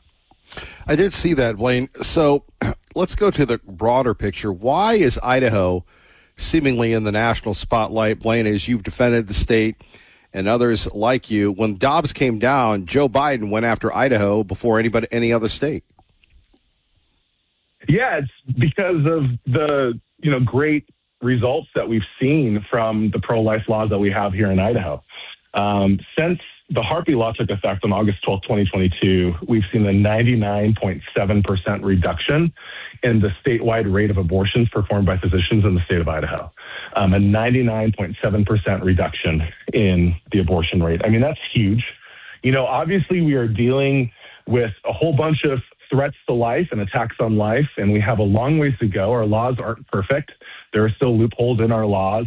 We're still dealing with a deluge of chemical abortion pills, black market chemical abortion pills that are flooding our state. We have to take care of that. We have other improvements that need to be made to the laws as well, but we really have seen a seismic shift here in Idaho since these laws took effect. We've seen thousands of babies who have been saved as a result of these laws, and the intolerant progressive left doesn't want to see that happen. And they want to ensure that women are able to, procure abortion on demand in Idaho. Our laws don't allow that to happen. And so, of course, their plan B is always to run to the courts and get an activist federal judge to impose his will on the entire state, despite the fact that the state legislature has made clear that Idaho will be a place where preborn life is protected. Our great friend Blaine Canzati joining us, idahofamily.org, their website. Blaine, let's go to the picture that you and others in the pro-life community have been involved in, and this is the Prop 1 issue, sir. How do you see it? Yeah, so, Prop 1, the deceptively named Reproductive Freedom and Privacy Act, it is radically pro-abortion. It's far too extreme for Idaho. The bottom line is that it would legalize late-term abortions well past the point that babies can feel pain. Really, it would legalize abortion all the way up until the 8th month of pregnancy, which is far more extreme than anything that was allowed under Roe v. Wade. But in addition to that, it would eliminate the parental consent requirement that we've had here in Idaho for decades, ensuring that parents know and are involved if their child is to get an abortion. That would make abortion the only medical procedure that a child can get without parental involvement, which is wild. It would also eliminate all of the women's health protections and the patient protections that Idaho legislators have adopted over the decades, protections like requiring a physician to perform an abortion. So, and this is going to sound crazy, Kevin, but if the Reproductive Freedom and Privacy Act were to be adopted by the voters in November when it's on the general election ballot, it would actually allow chiropractors and eye doctors and orthodontists to perform abortions or to prescribe chemical abortion pills. It would also allow staff at abortion clinics to perform abortions. And that's because of the way in which the ballot initiative would replace the term physician with the term healthcare provider. And any licensed healthcare provider under state law, which includes non-physicians like chiropractors or orthodontists or dentists, would be allowed to perform or provide abortions if the ballot initiative were to pass. So this is super, super radical. Obviously, we hope that Idaho voters see through it. It's very deceptively worded. The language of the ballot initiative itself is very tricky in how it tries to convince voters that it does something it doesn't. A lot of their messaging is focusing on IVF or birth control, which are already legal under Idaho law. The ballot initiative is not needed to allow women to access those types of medical services. And so it's a bait and switch, very tricky, and we hope that Idaho voters see right through it. Well, and again, back to your website, idahofamily.org, you address the situation perpetrated by the media here that we're losing doctors. Yeah, so we've all heard the narrative for over a year now that OBs are fleeing the state of Idaho because of our pro-life laws. And in particular, there's one study that has been trumpeted by the media as proof of this claim. That's the Boise State University study that was published in JAMA, the JAMA Medical Journal, last summer, which claimed that about 35% of Idaho OBs left the state following our pro-life laws taking effect. What we've learned over the last year as IFBC began looking into this is that the BSU study is actually built on a foundation of lies. We requested the data from BSU about a year ago, trying to figure out what data they were using to make their claims that were published in the JAMA study article. And BSU provided one document to us, and that document included a whole bunch of inaccuracies and errors in the underlying data set, including negative doctors in some counties. Now, I don't know about you, Kevin. I have no idea how a county could have negative doctors, but those types of data errors skew the results, and ultimately they went forward even with those data errors, and they published the study findings in the JAMA Journal. They refused to provide us with the other documents that we requested through the public records law, like the internal review documents that they used, peer review documents, other data that they used as they were coming to their conclusions. Ultimately, ISBC a couple weeks ago filed a lawsuit to compel Boise State University to make public that data they've been unlawfully withholding from us and unlawfully withholding from the public. It's a weird place to be in where you have people who are ostensibly public health professionals making claims, but unwilling to substantiate those claims with the data, unwilling to release the data publicly for, third-party independent review.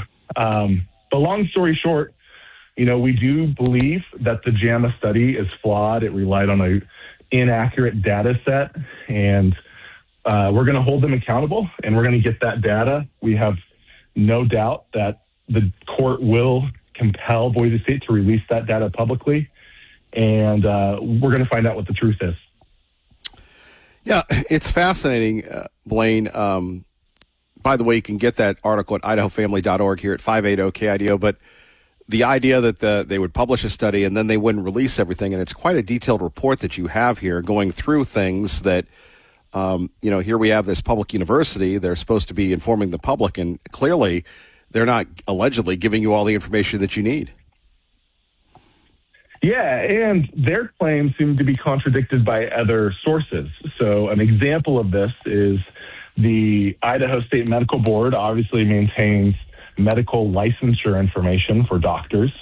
And according to the Idaho Medical Board, the number of actively licensed physicians who specialize in OB services has increased by 20% since our pro-life laws took effect. Now, there are limitations with the data that is maintained by the Idaho State Board of Medicine.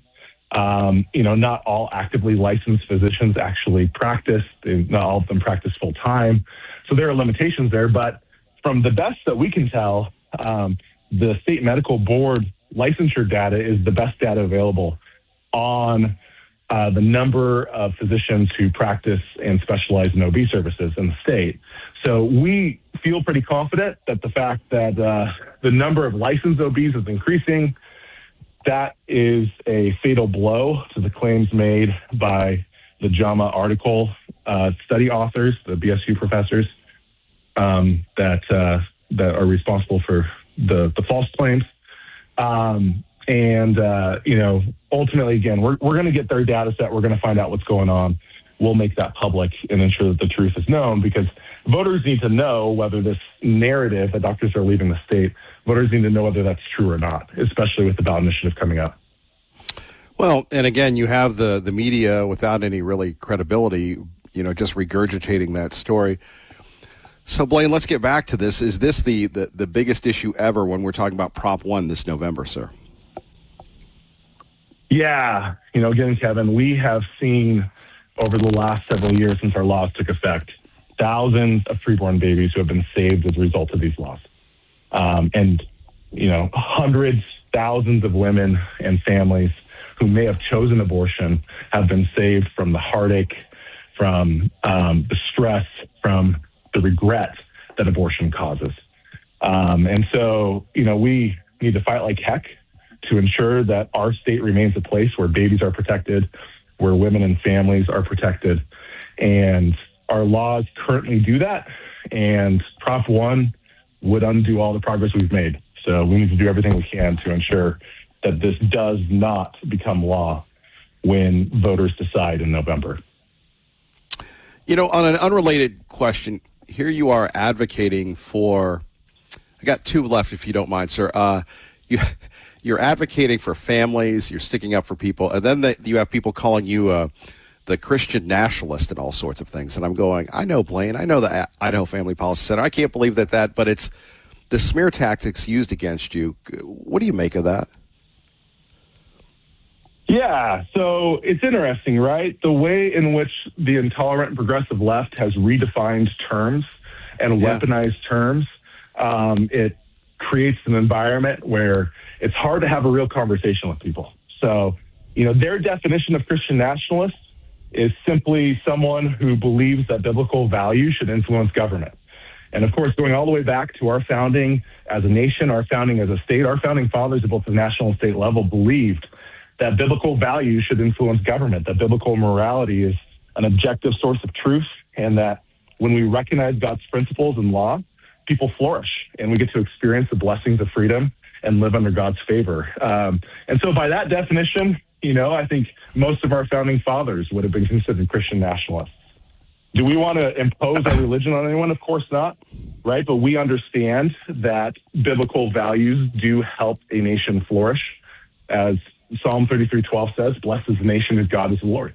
And so, we're unapologetic about that. We are a Christian ministry, and we're willing to take those hits, take our lumps. But we understand that a nation thoroughly influenced by biblical principles is going to be one in which people flourish. And that's something that we can't be ashamed of.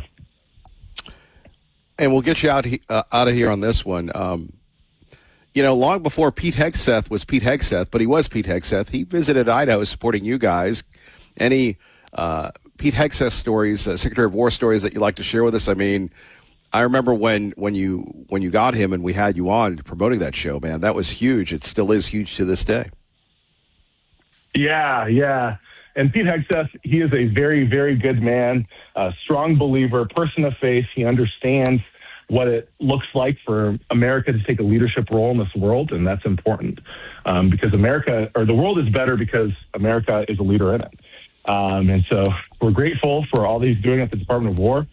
I love Secretary Hegseth's Trump impressions. He gave some Trump impressions at our event a few years back, and now I'm sure you all have seen the videos that have gone viral on Twitter the last couple of weeks of some of Hegseth's Trump impressions. They're just great. They're wonderful. But grateful that he is leading the military at this time. Well, I mean, it's not a short trip to Idaho, so that was huge getting him here. Yeah, no kidding. Blaine, if people would like more information, what can they do, sir? IdahoFamily.org. IdahoFamily.org. Sign up for our email newsletters. You'll get our action alerts, which are opportunities for you to send emails to your legislators telling them to support the bills that do indeed promote human flourishing. Also, StopProp1.org. StopProp1.org is the website for the Vote No campaign on Prop 1. And we have a really great ad there that you can watch explaining the ins and outs of Prop 1. Share that video with your friends so they understand how radical and extreme Prop 1 is. Encourage them to vote against it. StopProp1.org. Blaine Conzetti, as always, we appreciate you, sir. Thank you for joining us. Yeah, thank you, Kevin, for having me. Appreciate that. Blaine doing the great work there. We'll get your reaction next. Kevin Miller, 580-KIDO. Over Life in Idaho. Also, do want to thank Blaine Conzetti for joining us, IdahoFamily.org. And, it's interesting. Here we have the midterms going on in Idaho. Be interesting to see how it plays out. Prop 1 really is the main issue. No Republican appears to be in jeopardy. But I'm not going to tell you who said this, but do you agree with this person's message? My name is not raising your gas prices. My name is not the reason we're in an illegal war. My name is not the reason you can't afford your health care. My name is not the reason that you can't afford your rent or your insurance. Their bad ideas are. And so if the best they've got against getting money out of politics, putting money in pockets, passing Medicare for all, is to point to my name and say that they can't pronounce it, then I think we're going to have a pretty good time over the next 13 weeks prosecuting the case against a kind of politics that is corrupting, and devastating the future of our country. We've got an opportunity, I think, though, to think beyond that. I think people are sick and tired of this politics of hatred. They're sick and tired of politicians who are interested in exploiting government for their own means, which is exactly what Mike Rogers did while he was in Congress, making $14 million after he left to move to a McMansion in Florida, which is what Donald Trump is doing now. And we're offering an alternative, a doctor who rebuilt the health department, eliminated medical debt, put Narcan in vending machines for free, and yes, happens to be named Abdurrahman Mohammed Sayed. That was a lot. Yes, happens to be named Abdurrahman Mohammed Sayed. Pretty good with the rapid fire and the pronunciation. This happens to be named Abdurrahman Mohammed Sayed. And you could see why he has that charisma. And look, he's doing it the legal, the political way. Probably not the most polite way when it comes to dealing with females or people that disagree with him or Israel or the Jewish people. But what he's saying is really the playbook that the Democrats are using. People say, well, the war is illegal. Well, no, the war is not illegal. They talk about the high gas prices and everything else. Everybody is feeling the pain. A wonderful, wonderful masterclass in making abstract issues concrete and focusing in on your opponent, even when you, through your name and everything else, might have a very different appeal than a guy named Mike Rogers. Is that racial? Is that ethnic? No. The guy is making a brilliant campaign ad where you should look past everything. Now, here's the skinny on this. The liberal loons are going to talk about, guys, it's going to be great. I'm going to go into Congress. With all due respect to our friends in Congress, what has Congress really done? They're on vacation again. Have they balanced the budget? Apparently now the national debt out of control. You want to talk about derailing the president's beloved stock market. Continue to run up the national debt. One place you won't run up your debt is Window World Boise, windowworldboise.com. Their number, 614-3188. That's 614-3188. Windows, patio doors, siding, Boise's exterior remodeler. Locally and veteran-owned right there on Chinden. Honk, honk. As you're driving by Window World Boise. Limited time only, 0% interest for 18 months. Your beautiful home, your protection starts here. Proudly made in America. Idahoans working for you right here in Idaho. Maybe you need an entry door. How about some siding, patio doors, and yes, they do windows. And it's not going to be here, there. No, this is what they cost. This is the warranty. This is the process. If you have a problem, they will handle it. Very low key, not high. You don't want, those are nice people too. But I can tell you, I made the investment to put new windows in, and I'm so happy that I did that, courtesy of our friends at Window World Boise. windowworldboise.com. Let's get you to work safely and on time at 580 KIDO. Then it's Fox News. There were questions about morale and questions about how these sailors at sea for, 200 days plus and counting, I do believe. And now the USS Washington is going to leave Japan and head for the Persian Gulf and give it relief. General, how significant was that visit, and what's important, do you think, that we should understand? Yeah, well, first of all, I did talk to Admiral Cooper. He had a great visit with the troops there. They feel good about what's happening here. I've never seen such misrepresentation in the media of the actual facts that took place. A soldier fell overboard and was rescued. They were claiming that multiple soldiers were committing suicide. Not soldiers, sailors. I don't want to insult the sailors by calling them soldiers. But the reality is the misrepresentation has really been quite significant. I mean, I understand people disagree with the war. I got that. It is, and those arguments should be made. But this, I'm glad Cooper went there. He wrote a great article in the Wall Street Journal op-ed that's worth reading to give you his assessment of what's took place. And it's insulting to these troops. I mean, they've been there for a long time, standing tall, representing the United States. And that's what they volunteered to do. And when they're doing something like that, they really feel good about the meaning and the purpose of what it's about, and their families are sacrificing as well. I mean, we should be very proud of them, wrapping our arms around them figuratively in terms of what they've accomplished. Well done. They're heading home to their families. It's good news. All right, General Jack Keane, thank you as we get started on this Monday. Thank you, sir. And there we have it. Bill Hemmer and Dana Perino, 580-5436, 580-KIDO, Fox News.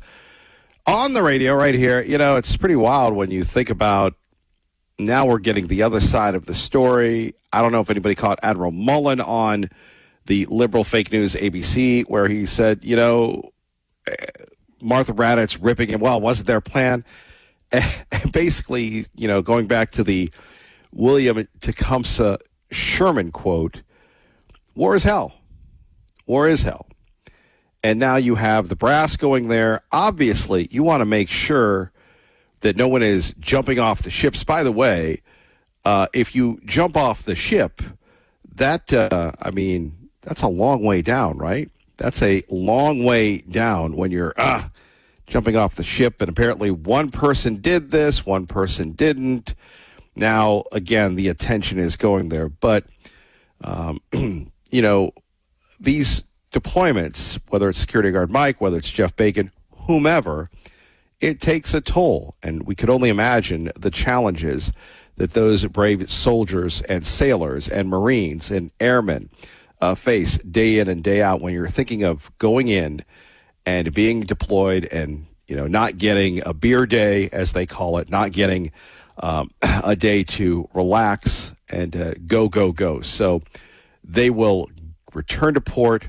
And it's fascinating to figure out how our military works, where you have people saying that these massive deployments, and again, you have the president over the weekend doing what he does, saying, well, you know, I don't think it's long enough, that sort of thing. But they talk about, and really, and maybe my analogy isn't correct, but it's like the equivalent of running your car without getting the oil changed, without doing anything else, without the proper maintenance.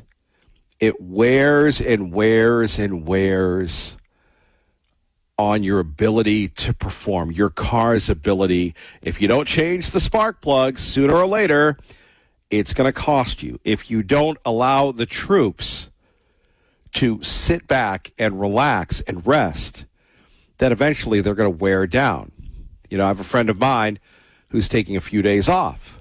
And I don't know if you've ever been there, but I have, where you work and you work and you work. And maybe it's a generational thing. Maybe Bo's beloved millennials and the Gen Z people, maybe they have it figured out in addition to their affinity for pumpkin spice latte or whatever, the PSLs, if you will.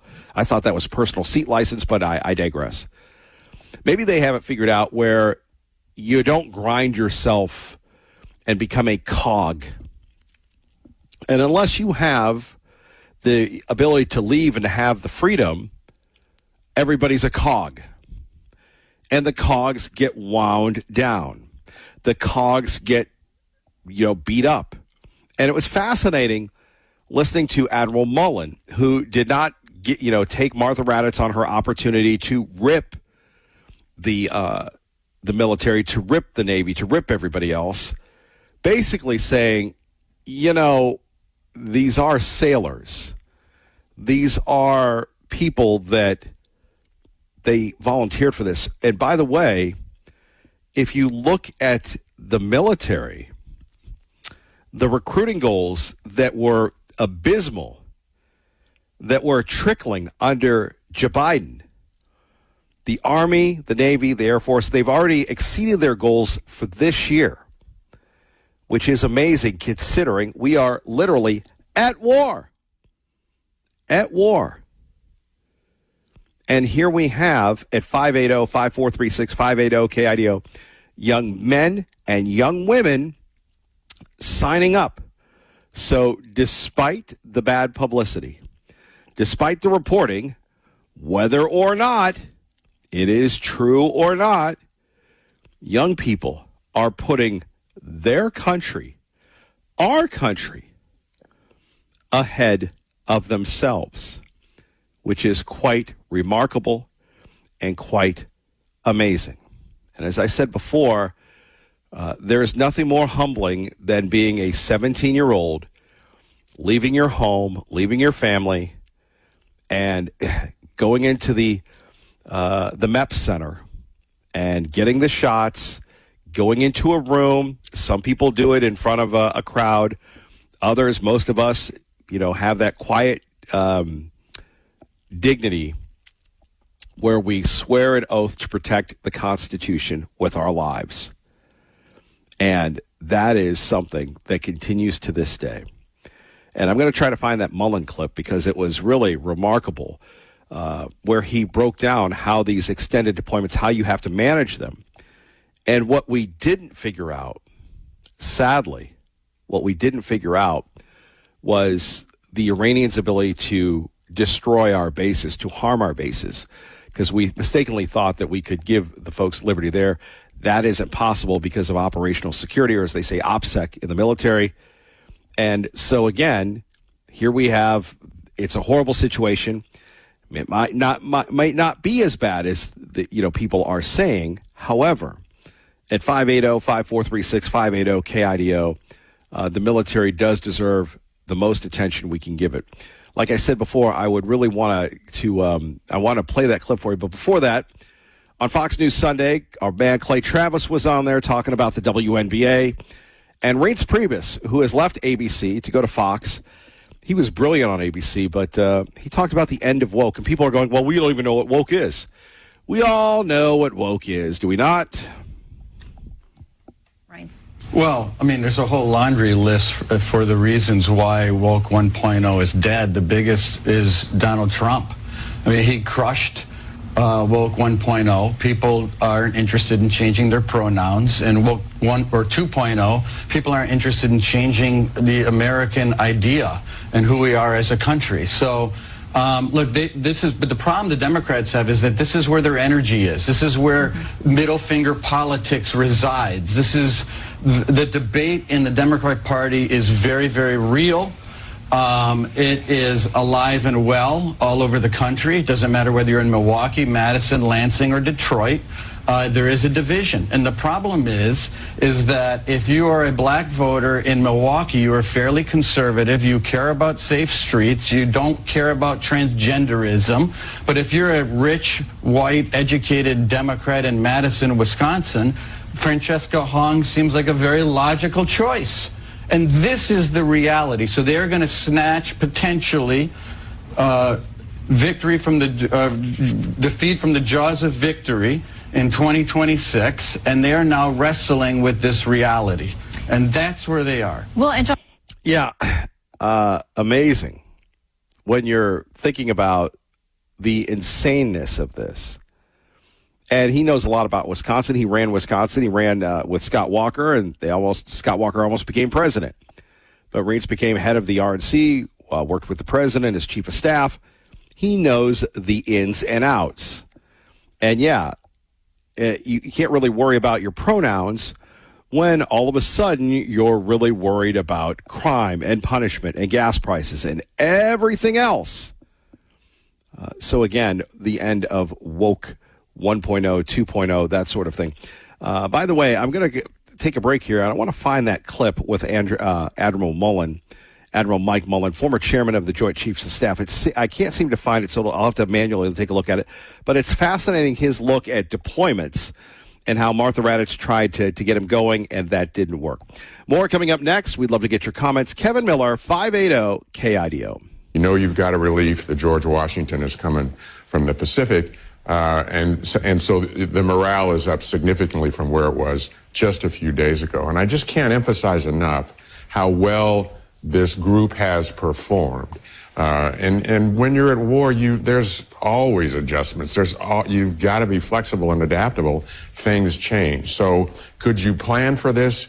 That would have been pretty difficult to predict. Okay, and I want to say that, like Bradley Cooper, I'm sure Admiral Cooper raised morale, but let me repeat what President Trump said when asked about the deployment, whether it had gone on too long, and about the mental health. He said, no, no, no, adding that it has not been nearly enough. What did you think of that? We focused on mental health, for the last 20, 25 years, coming through the wars in Iraq and Afghanistan, and all the services have done that. And there are always challenges with that, even in some of the most benign environments. So I'm sure that the chain of command has addressed that issue. How about the president's statement, however? The deployments we learned in Vietnam, we deployed for a year at a time there. That's just too long. You wear yourself out. You actually start to cash in future readiness significantly. These ships, these people, these families, need to basically come back, figure out how to get ready for the next pulse, but it takes time to do that. And in particular, with the carriers, we've only got 11 of them.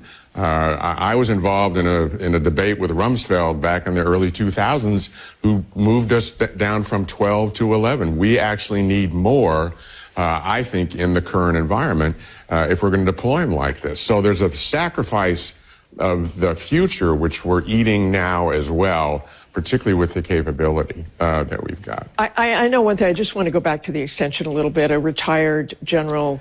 So there we have it. And it was brilliant how Mike Mullen, not a Trump guy, and in it he talks about the carriers and how we're down to 11. He wanted 12. Rumsfeld said, "Wow, we don't need any more carriers. We need some carriers. We need them now.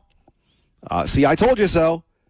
And again, just the gravitas that Mike Mullen has is just amazing. And then you have Ruben Gallego, who's on there screaming and yelling and giving aid and comfort, in my opinion, to the enemy. When you start talking about illegal wars and everything else, and again, he's a senator, he's a veteran, thank you for your service. But to me, is that not aid and comfort to the enemy when we have these reports talking about our carriers falling apart? More on that in a minute. Thank you all for joining us. Let's get you to work safely and on time on your home for the Spirit of Boise Balloon Classic. 580 KIDO traffic. Good morning, Robin. Good morning, Kevin. KIDO Talk Radio traffic from the Pacific Steel and Recycling Studio. It is starting to look better. It's still pretty busy on the eastbound freeway from Garrity Interchange all the way up through the Cloverdale overpass. Things are starting to move better through a lot of the middle of it. It is still kind of stop and go, but overall just moving a lot easier. Alternate routes are still crowded too. Vinson Lumber, your Cedar Factory outlet, saving you 70% off big box stores. And now in Kuna and online at FensonLumber.com. I'm Robin Scott. That's your KIDO Talk Radio traffic. Appreciate that, Robin. Thank you for doing double duty this week on 580 KIDO. Like I said before, what have we learned this hour? Well, thanks to Blaine Conzetti joining us from the Idaho Family Policy Center, idahofamily.org. We get the real skinny on Judge Windmill's decision to use the 14th Amendment to try to wipe out Idaho's pro-life law. Of course, that will be litigated. That will be going up to not the 11th, which was what I thought. Blaine correctly told us it'll go to the 9th Circuit and then possibly to the Supreme Court. And again, what you didn't get on the propaganda on every other outlet was the Supreme Court already decided this. This is not so if you go with case precedent or whatever the lawyers call it, it ain't going to be good for Windmill's decision. But he's a Clinton appointee, and that's what Clinton appointees do. So we wish him well, and we'll see how that plays out.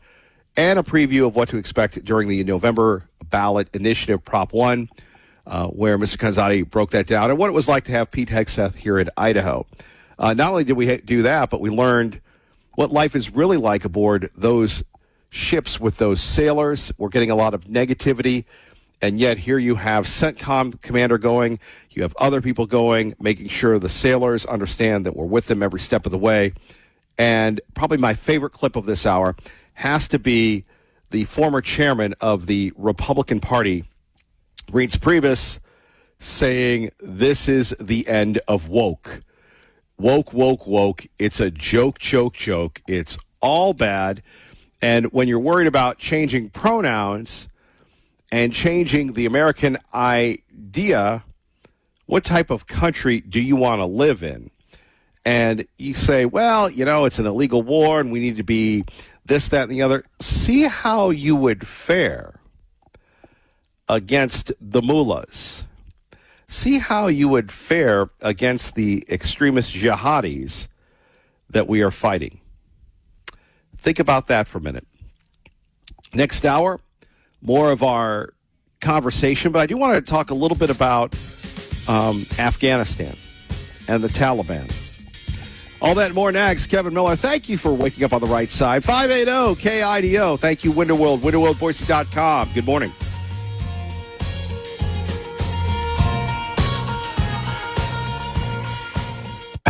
You have done a great disservice by not playing the Kristen Welker clips from Meet the Press. We'll talk a little bit about that with Todd Blanche. But one thing I want to say, and sadly, it is, I hate being right on this one.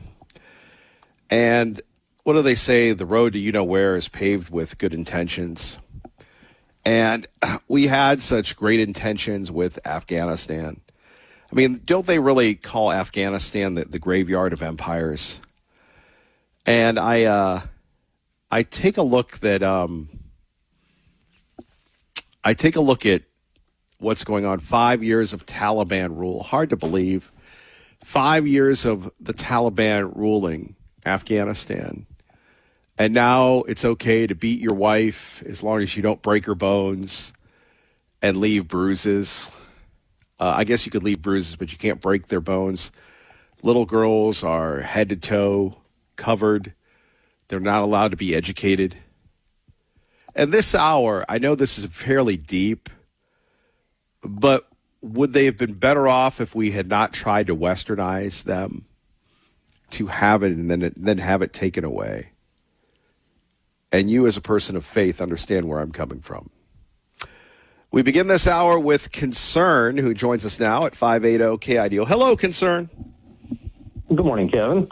Yeah, on the Muslim Afghanistan stuff, and I don't know if people, they're voting for our country to go that route for some reason, but I wonder if they ever thought that if you totally Muslimize this country, that there'll be no more bacon or ham. So, but anyways, I want to talk about the abortion thing. Massachusetts passing that abort a baby even up to birth. That is, to me, I have to concentrate and sit there and think, what kind of doctor, would actually, murder a baby? I just don't understand. It's like, so the person has a baby, they leave it on the table, and the doctor just lets it die, or they actually kill it, or whatever they do. It's just a shame. And I thought to myself, this is what they should do. It's like, I'll tell you what, if you deliver a baby, then we're going to leave it up to you, mother. You decide what you're going to do with that baby. I wonder how the tables would turn if they actually had to physically do it themselves instead of walking away and having a doctor do the dirty deed and just get out of the room and not even have to see it. It's just a shame that people can't see. That's why most women that have an ultrasound and see the baby and stuff, they decide not to have an abortion because what they don't see, it doesn't seem to bother them. But yet the doctors can go ahead and do this. It's just incredible where this country has turned and the women's, belief in what's right. It's just a shame. So I just wanted to add that. It's thought that, let the women do the dirty if that's what they want to do. Let them carry that weight and have to put their baby down. I don't understand the logic behind that and why people just can't think how sick that is. But that's my opinion on the abortion thing. It's a shame. It's murder. If you kill a pregnant woman, then you're 2 times the murderer. But if you murder your own baby, then that's fine. Or some doctor just does his thing and kills babies. It's like just sick. It's just sick and twisted. And just pray for those people that are doing that. And hope they see what their actions are doing. It's just a shame. But God bless your show, Kevin. I just wanted to add that, and thank you so much for letting me chime in. Thank you, Concern. Thank you for listening. We really appreciate you. Let's go to Eric in Cuna with Kevin Miller at 580 KIDO.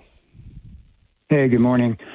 Yeah, I completely agree with Concern. The double standard is just sickening with abortion. But the reason I called, Al, I like Al, but he just seems to make excuses and doesn't really answer the question that everybody's asking. Now, if you think about with the oil, the United States is one of the biggest oil producers in the world, supposedly. What about Venezuela? Didn't we just kind of take over Venezuela? And aren't we kind of managing their oil and how they sell it? Shouldn't that fill in the gap? And Al, if you're listening, you can address this yourself too. So when Joe Biden was president, Donald Trump was complaining that Joe Biden was depleting the national oil reserve. So why hasn't Donald Trump started refilling the oil reserve in the last 2 years? Why hasn't he done that? With our own oil, with oil from Venezuela, we could buy oil from Venezuela at a discount rate, I would think, since we're helping them right now. Couldn't we buy oil from Venezuela at a discount rate and refill our strategic oil reserves? Couldn't Venezuela and the United States fill in the void of the missing oil from, the Middle East, the Strait of Hormuz? I'm getting tired of this. I think it's so ridiculous, it's stupid. I mean, how many times have we heard Donald Trump say, oh, we're coming to a deal here pretty soon? How many times have we heard that? Like 10, 15 times? I mean, it's ridiculous. And I just don't understand that. Why hasn't Donald Trump refilled our oil reserves? If we are one of the biggest producing nations of oil in the United States, the United States is one of the biggest oil producers, why aren't we buying the oil and filling our reserves? Why aren't we buying it from Venezuela and refilling our reserves? Why aren't we filling the void from the missing oil? Why aren't we selling it to China and all these countries that need it from the Middle East that go through the Strait of Hormuz? Why aren't we just saying, come on over here and buy it from the United States? Hey, you can buy it from Venezuela. We're helping them out. I don't get it. I think, and you have Al saying, well, you guys are all stupid and you just don't understand the intricacies and the economics and how the oil, you all, that's what Al is basically saying. He doesn't address the elephant in the room. He just sits there and says, we're all stupid and we don't understand the economics and the intricate nature of how it all works. I mean, we can all see the big obvious elephant in the room, So, I don't know. I think it's kind of ridiculous. And as far as Afghanistan goes, it's a shame. We were there for over 20 years, and we couldn't help them set up a good, legitimate government with a military. And, I don't know. Maybe they like to live like that, I guess. I don't know. But I'd like Al to address my question. If, he seems to have all the answers, but he never really answers the question directly. Well, he just calls us all Al, stupid. We're all stupid, right? Yeah, we're dumb, and we just have to believe in everything and pay $5 a gallon here pretty soon for gas, when we're the number one oil producer in the world. And didn't we just kind of take over Venezuela? Not necessarily, but we arrested Maduro, and now we're helping them with their oil industry. Why? We should have a sweet deal with Venezuela right now, you would think. So, I don't know. Nobody mentioned Venezuela, though, and they have huge oil reserves. So, I just don't get it. And why isn't our president filling up our national strategic reserves? He was complaining about it when Joe Biden was emptying it, and he's had going on 2 years to refill it, and he hasn't done it. Why? So that's my question. I think it's a very valid one, Eric. Thank you for the call. Kevin Miller, 580 KIDO. This just in, Terry Moran, his contract was not renewed by ABC Fake News, finally admitted that nobody likes President Trump in the newsroom. Nobody had voted for him.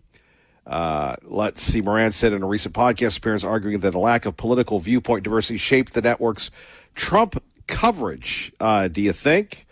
He even recalled sending internal emails urging colleagues to give Trump a fair shake. By the way, ABC News let him go last June after declining to renew his contract following a now deleted social post where he criticized the president and Stephen Miller. Back to what we started this hour with. And by the way, I want to thank our friends at peakhealthidaho.com for sponsoring this portion of the program. I've learned so much under Dr. Eric Lyle, Beverly, and Sean about my own health, and they gave me one of these glucose trackers. And you can tell, and it's funny, people say you can have some fun with it, like when you eat something that's high in sugar, it spikes your glucose levels. And what's going to happen next with me is we'll go in and we'll review the results of this. Like I also have an app that is tied into my heart monitor, if you will, and they monitor me there with that. But this one really allows me to see in real time that if you have a cherry or grape snow cone, what that does to your sugar levels. And obviously insulin and sugar are things that can detrimentally impact you with diabetes and others. I'm not a medical expert, but if you're looking to learn about longevity, if you're looking to say, I've beaten the hell out of my body, but I'd like to be around for my kids, my grandkids, my great-grandkids, and I'd like to learn about maybe proper nutrition, proper dieting. Am I skinny fat? What is skinny fat? That's where you're skinny, but you're fat. That's a real condition because you have this thing called visceral fat. Well, how do I know where my visceral fat? I can't pinch anything. They have this thing called the DEXA body scan that will reveal where the fat is around your organs and how much lean body mass you have. It's a remarkable place located right next to Topgolf in the heart of the Treasure Valley. Now, this is a board-certified, physician-led, advanced diagnostic program focusing in on continued optimization, whether you're starting like me at ground zero or you're looking to roll on and continue to be healthy because you want to live a long time. And you might have some family issues that you want to know about. That's why they have the biomarker where they take a bunch of blood and they figure out what's going on. And they've done that for me. So call them today, 683-7325, 683-7325. Peak Personalized Healthcare. Dr. Eric Lyle, Sean, Beverly, and Roxy, they all do such a great job. Appreciate them. One thing, before we get back to the calls, and I see a lot of people on the line, Afghanistan. Maybe you know a person who served in Afghanistan or who tragically was injured or lost their life in Afghanistan. It's been 5 years since we pieced out of that place. And we talk about the fall of Saigon, the fall of Kabul. Remember Joe Biden's expedited urgency to get the heck out of there, where you had literally the poor, misguided Afghanis sitting on the plane, and some of them took off with the plane because they feared life under the Taliban.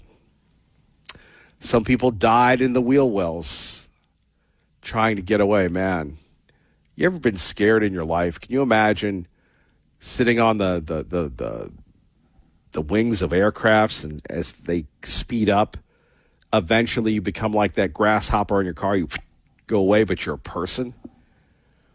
And I go back to the tragedy of Afghanistan. You know, sometimes it's like a bad marriage, a bad work environment. Sometimes it's just bad. And I can remember a couple of images from there. Number one, a guy with his bicycle running around the Kabul military facility that we had. We just abandoned it. Now I believe the Chinese have it. I hope that this story was wrong, where you had a bunch of canines that they left to die in their cages because they couldn't get them out. You had civilian people coming in and getting people out. And then I remember the women of Afghanistan. And I kept going, we're westernizing the women. We're giving them equal rights with a country that has been in the Stone Age, with a country that has, never, treated women like property. And I couldn't imagine the terror of the young girls that learned to think, that learned to read, that learned mathematics. And now that has all been taken away. And as I said before, dear friend, what is the greater tragedy? Is the greater tragedy that we tried to educate them and failed, and now they are brutalized, or should we not have tried at all?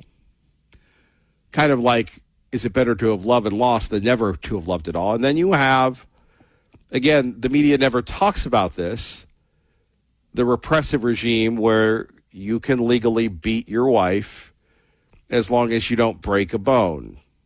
That's not hyperbole. That's the Taliban. And we made a deal with these people because we were done. And we pieced out. We cut our losses.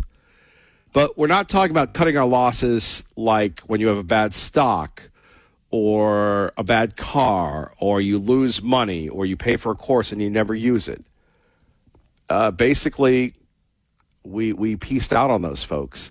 And remember the promise of Afghanistan, where instead of building roads and bridges for the poppy fields, we would build roads and bridges here. And that, unfortunately, hasn't happened. America first should mean America first. Now we are in this challenging war with an enemy that has vowed to kill us, and we have a populace, brainwashed, propagandized, convinced that we are not engaged in a righteous battle. Again, when people say, I'm going to punch you in the face, don't be surprised when they punch you in the face. Breaking his pattern, which is shocking, Tea Party Bob joins us now on 580 KIDO. Well, yeah, I had a lot of lively conversations here this morning and about a lot of different subjects that are important. So there's so much to talk about with the war, the high price of gas, and the fight against abortion in Idaho. I want to talk about a subject that I believe is just as important, if not more important, and that's the movement towards socialism and why it's happening. If you are as old as dirt like I am, you may have had courses in civics and Western civilization, but those are subjects that are seldom taught in our watered-down school system currently. They don't teach them anymore. And I'm usually very critical of our legislators for things that they have not done, but today I want to applaud them for House Bill 397, which passed unanimously and takes effect in 26-27 school year. This is a milestone in teaching a real civics course for our children about the heritage of our country and development of our constitutional principles. We now have codified into state law a new civics exam replacing the old naturalization test, which was no more than a test of recall. This new test actually brings the kids a genuine understanding of the founding principles of our country. This is a real upgrade, Kevin, with a few honest caveats about how it was enacted. Idaho is now in the forefront of turning high school civics from a memorization exercise into a test of whether students actually understand how self-government works. The old requirement, which was a pass-fail quiz drawn from 100 questions used on the U.S. citizenship and naturalization test. This is a purpose-built exam around 50 questions covering separation of powers, popular sovereignty, the Electoral College, the Declaration of Independence, and the classical Republican roots of American government. If you believe in the foundation of a free society, civics is its foundation. And while there will be criticism from the left as they argue there was no oversight by the powers that control our education system, putting these standards into law is precisely the point, because it insulates the demanding civics requirements from being quietly watered down in the future by more leftist administrations. This test is for sure going to draw criticism from the left, and the strongest criticism, again, is its procedural process.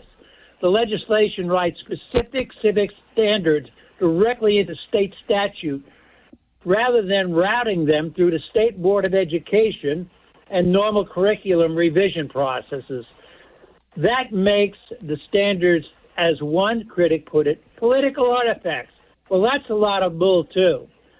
While it's harder to update the scholarship advances, it is also subject to revision by whichever legislative majority happens to hold power.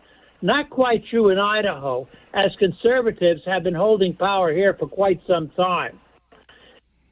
You know, the teachers will have a staggered phase to let students begin doing this test as early as the 7th grade for a new study program.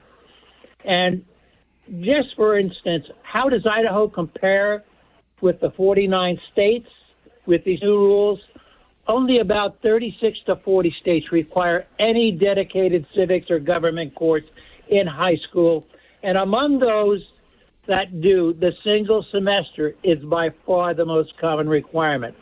Idaho requires a full year of U.S. government alongside separate U.S. history and economics requirements, which is already ahead of the majority. So once again, Idaho is leading the country in the understanding of our constitutional government. And this is what's more important than anything. If we don't understand how we're governed, how can we actually govern ourselves? Anyway, that's about all I have to say, my friend. I hope some people got something out of this.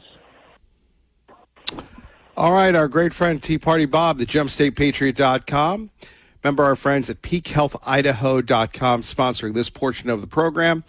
You're listening to your home for Fox News 580 KIDO. You volunteered to serve your country. You can come back, get out of the military, and do like all of these Democrat veterans and complain about it and make commercials and be a sellout if you want to and come up with a new way of doing things. The last Democrat president that I remember that was deploying troops, Barack Obama, had the Army going to Iraq on patrol bases for 15 months at a time, eating MREs. I'm sorry, but you're a sitting duck on a patrol base in Iraq, in Afghanistan, a heck of a lot more than you are on a fortified Navy ship sitting in the water. You might have got bored, and I'm sorry. We did have more fun getting in firefights, I'll say that. But to sit there and say that it was terrible because you had a corn dog and a hot dog, I would have traded a block of C4 to the Taliban for a hot dog by about July 2010. I just do not understand the mentality. If this is a representation of who our military is now, and I'm not saying it is, but there's at least enough for some of these trash rags to print about it. If this is who we are, we're just Rome sitting here waiting to burn. We've got nothing left. It makes me fume. If he sat there and said, we didn't have any clean water to drink, we couldn't take a shower. I mean, well, I didn't get to take a shower for about 6 months, but still, something that has something to do with hygiene or, like getting sick. There was a scurvy outbreak and, the guys that were missing legs were only given wooden pegs instead of metal ones. Then maybe I might have some sympathy. But to that little kid and whoever raised him, Lord, help you if you ever go into a hot war on the ground like millions of Americans have. I can only think what a World War II veteran sitting there who's lucid enough today to see that and think about the 6-month journey home from fighting the toughest war we've ever fought after being there for 4 years was thinking, listening to him complain like that. The Secretary of the Navy put out his response. That's my response. End of story. There we have it. Joey Jones laying the smackdown, calling the sailors weak. Whew, pretty rough stuff. Kevin Miller in the morning, 580 KIDO. Phone numbers, you know them well. Some of our top stories, not good news when it comes to gas prices jumping 7 cents in the last week, now averaging about $4.42 a gallon, according to AAA Idaho. By the way, I do want to thank Blaine Gonzalez for joining us this week, actually today, talking about the Judge Windmill decision. We expect that to be overturned, as the Supreme Court has already ruled on that. Of course, we are counting down the days to the November election, and will it be Prop 1? Will it be will it be the end of Idaho's pro-life law? That has yet to be determined as both sides ramp up for that. Nationally, the president says, hey, I'm going to make the Strait of Hormuz a U.S. territory. And, of course, people are just going crazy on that one. One more thing before we get back to your calls. Like I said, it broke my heart concerning those women with the Taliban, and we just kind of have paved over that and moved on. And now we have the Iranians thinking that they can do the same thing with getting us to cut and run. Ukraine launching the largest aerial attack of the war, killing at least 6 people in Russia. Something that we should be concerned about. And again, I hope that I'm not right on this one, but I think Jonathan Savage has brought this up a few times, that Putin is getting more and more desperate, and which really seems kind of weird that he would do this. But he seems to be trying to provoke NATO and attacking NATO. So you think to yourself, Putin, you're getting your blank kicked by Ukraine. This is a bad move, Putin. And then all of a sudden, you're going to attack NATO. Well, and people say 1 minute the president says he's going to support NATO, the next minute he isn't, and the NATO's, they need to figure out what they're going to do. Or will NATO stand up for Poland? Will NATO stand up for everyone else? If NATO's attack, what does that mean for us? Jonathan Savage, what say you? This was the second consecutive night of large-scale Ukrainian attacks on Russia. Multiple missiles were reportedly launched into the Belgorod region. On Saturday night, Ukraine fired more than 800 drones, most aimed at Moscow, part of a campaign to take the war deep inside Russian territory. Russian attacks on Ukraine also killed at least 7 people and injured more than 39 over the weekend. Moscow is trying to deter foreign companies from trading with Ukraine by targeting its ports and coastline. Last night, Russia targeted the southern Odessa region, damaging a civilian ship and causing injuries. Jonathan Savage, Fox News. And there we have it. Jonathan Savage breaking that down for us. So Ukraine hitting back again and again and again, and Russia seemingly trying to bring more people into the war. But if Russia can't handle Ukraine, how can they handle the Polish people? How can they handle other people? How can they handle all the almighty might of NATO? And herein lies the problem. Of course, Russia has the get-out-of-jail-free card, if you will, which means they have nuclear weapons and they have, drones and such. It really reminds me of one of the Star Wars movies, the Clone Wars, where all of a sudden you're going to have these machines coming out, the clones coming out. We seem to be automating warfare, if you will, and we seem to be seeing that in real life to a point. But the idea that there could be war in Europe, there could be war in the Middle East, and then we have Asia. And Asia is a very challenging subject. Apparently, we've taken our last carrier out of Asia, if you will. And so what does that mean? The Chinese want to grab Taiwan. And we have seen, and this is where we go old school. And do you remember, and maybe some of you don't, but again, the people that have miles on the odometer remember this, it's called the peace dividend. And it began under William Jefferson Clinton. William Jefferson Clinton. And remember, William Jefferson Clinton cut a massive amount of our military force when he came in.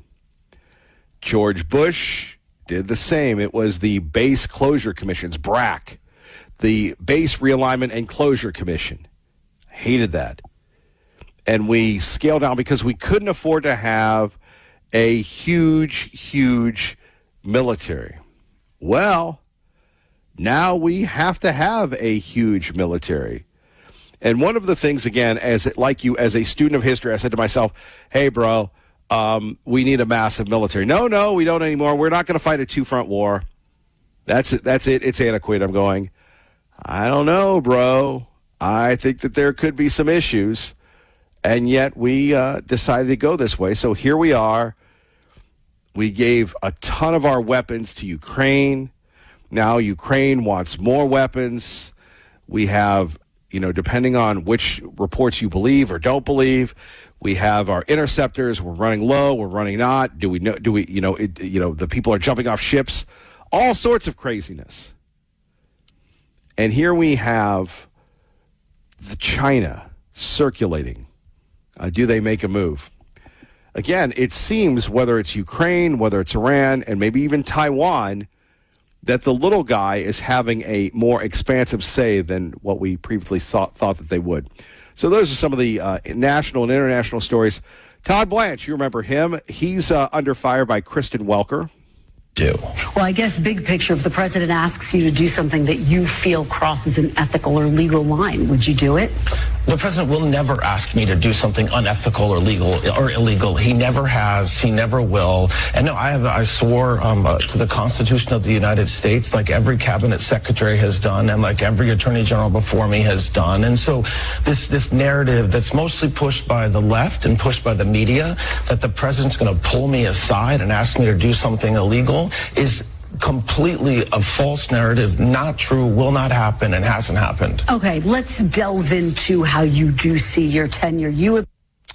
Yeah. I love that. Let's delve into things. Come on, Kristen. Or is it Kirsten? Come on, Kristen.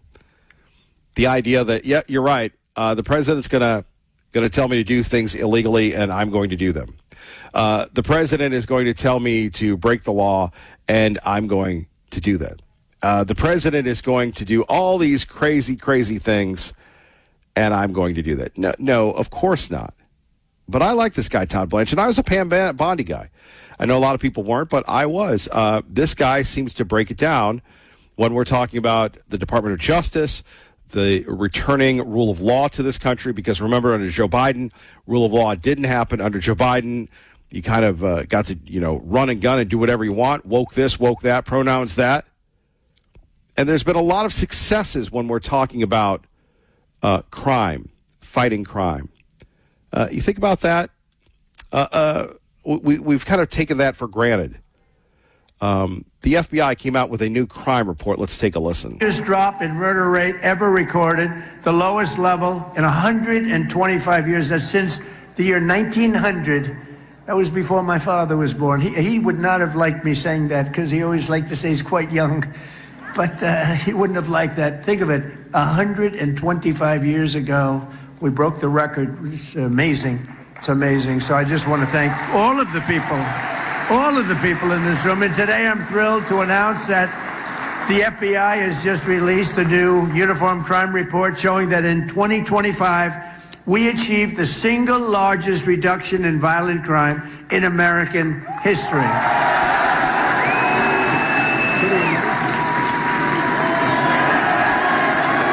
Pretty amazing. With your help, last year we achieved the largest. There you have it, the President of the United States talking about the largest reduction in violent crime in American history. No illegals, at least no illegals entering the country, and the president doing his darndest. More coming up next. Kevin Miller, 580 KIDO. There's a big difference between saying we will always do our job and investigate any case and act independently of the White House. No, I'm not going to pledge that, and no attorney general should ever pledge that. The president, if I were to pledge I will be independent of the White House, what that means is that if President Trump says, I want the Department of Justice to go after every violent criminal in this country, which is what he has said, what you're saying to me is I just say, no, sir, I'm not going to do it. So I will act with integrity. Our prosecutors will act with integrity. We will prosecute without fear or any sort of favor. And that's exactly what we've been doing, and that's what every Department of Justice should do. Well, I guess big picture, if the president asks you to do something that you feel crosses an ethical or legal line, would you do it?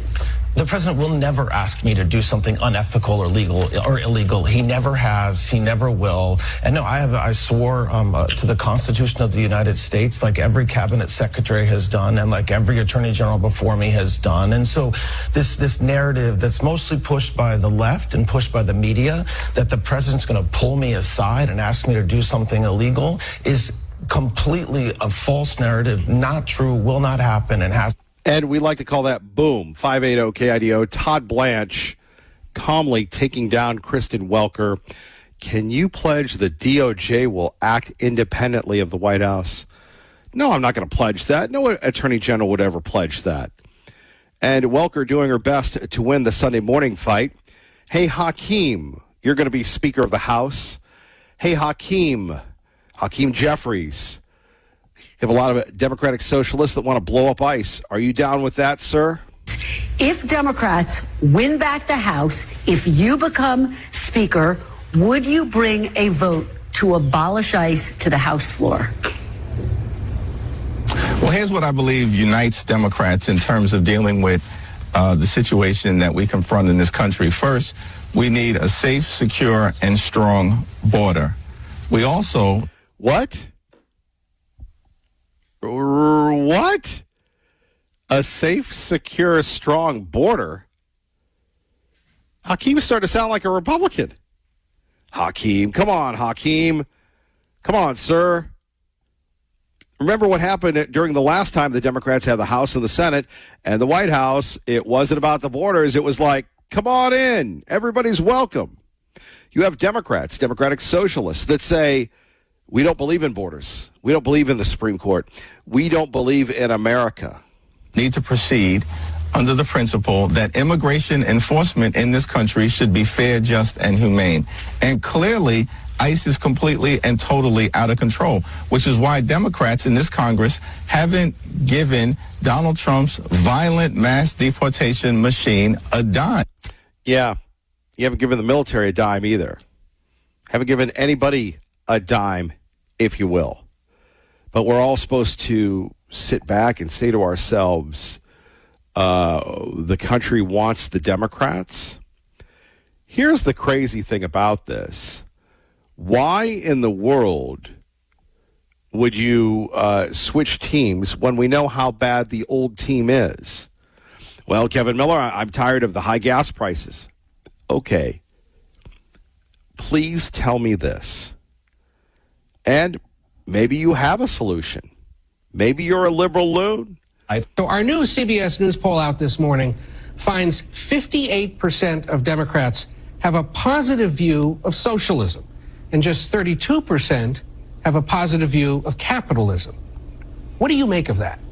What I make of it is that people are struggling. They're struggling because the cost of groceries is too high. The cost of gas is too high. It's too hard to see a doctor, and when you do, the cost of that is too high as well. They're not asking for a lot. They just want to go to work, make a good living, be able to raise their kids, buy a home before they're 40, take their family on the same vacation they went on as kids. And right now, they're seeing a system that doesn't work for them. Now, I believe socialism is a failed experiment, but I do believe that we need to get results for the American people. And I think when you look at Democratic governors, you see those results. I've been proud to create more jobs than any other governor in our history. The average wage of a new job in Kentucky this year is over $32 an hour. We're building affordable housing in Western Kentucky and in Eastern Kentucky on top of abandoned coal mines with solar panels on the top so they're affordable to live in too. You're building homes on the top of abandoned coal mines. What do they say about foundations and things of that nature? That is the governor, Andy Beshear, who a lot of people say could be the next president of the United States. By the way, the Democrats seem to have a lot of white guys lately. John Ossoff, Gavin Newsom, Basham, whatever his name is, out of Kentucky. when people see what the Democrats are doing, as I said before that clip interrupted me, thank you, Sweet William, is I'm sitting there going, okay, we need to end this war. How are you going to end this war? The Iranians, by the way, news story in the Wall Street Journal, props to the Wall Street Journal for figuring this out, have documented how the Iranians continue to escalate the battles. They're not done with us. And if you've ever been involved in a violent crime, you ever been involved in somebody who's crazy that's out to get you, they're not going to stop just because we'd like them to stop. Mother may I, and they're saying no, no, no. Let's go to Lucille, who joins us now with Kevin Miller on 580 KIDO. Hello, Lucille. Hello, Kevin. How are you doing? Not bad, and you? Hanging in there. Kevin, whenever I hear you talk about and quote the Hakeem Jeffries and all that, I tremble for this country. That is now my country as well. And I tremble for it, Kevin, because I say, what more proof do people need? All right, Trump is not perfect. No, neither are they, incidentally. All those who criticize Trump. I got news for you guys. You're not perfect either. Sorry to be the one to tell you. And I cannot understand how they are willing to, oh no, gas is too high, or, groceries are too high. So I'm going to vote for the party against whom I voted 4 years ago because they gas and expenses under there were untenable. Explain that to me, Kevin, please, because I don't understand it. And what I see here is a repetition of what happened in England, that it's true, the Conservatives were a disaster, okay? They were no better than Liberals. And so, to punish the Conservatives, everybody voted for Labour, and they got Keir Starmer, and the rest is sad history. Explain to me how, okay, we're going to try something different because this doesn't work. Fine. So they're going to try something that has been historically proven that doesn't work, because this, what they have now, pisses them off. They don't like it. They want something new. Somebody please explain that to me. Explain how, cutting off your nose to spite your face is going to solve your problems. Never worked for me. I don't know, maybe I'm special. Explain that to me, Kevin. Explain how being angry at Trump, forgetting all the good things he did, is going to make the situation better, because I don't understand. There's something obviously that I'm missing. Good. Trump is not working, so let's go back to Bidenomics, against which the majority of the country voted, in 2 years ago. And you know very well that if they vote for the Democrats to, invade Congress, let's put it that way, it's going to be that. I mean, I'm no rocket science, Kevin, and I can figure this out. Why can't they? You do not punish people by punishing the country. You just punish the country. I think they're just so full of hate for Trump. The what? Sorry? They're so full of hate for Trump that this is, this is what they say. We just, in their ignorance, we're going to go back to, the way it was. Well, if the way it was so good, we'd have Kamala. But I'm talking about our side, Kevin. Oh, our side. Well, on our side. I mean, I've given up on Democrats. Democrats are completely psychopathic in their hatred for Trump. I mean, I had a friend of mine who told me the same thing the other day. She went to visit some relatives, and all they could say, Trump. She said, they are obsessed. So I've given up on them. I'm talking on those on my side, allegedly, who are now good. Oh no, because we're not like Democrats. We criticize. Yes, for heaven's sakes, criticize to your heart's content. But that's not the way to criticize, Kevin. Giving in the country to these people, surrendering it to the people against whom they voted 2 years ago, is not the way to solve the problems. At least let's finish let Trump finish his mandate. We gave it to him, right? And let him finish whatever he can do better, amend his mistakes. And then when 2028 comes on, well, we'll talk again about that. But I don't understand why the people think that the solution is going back to what they voted against 2 years ago. I'll never understand that. I can't believe it that they think that is a solution. And they know that it's going to be back to Bidenomics. Oh, and if they don't know that, then they shouldn't vote. Please, abstain. Save the country. I love that. Abstain, save the country. No, honestly.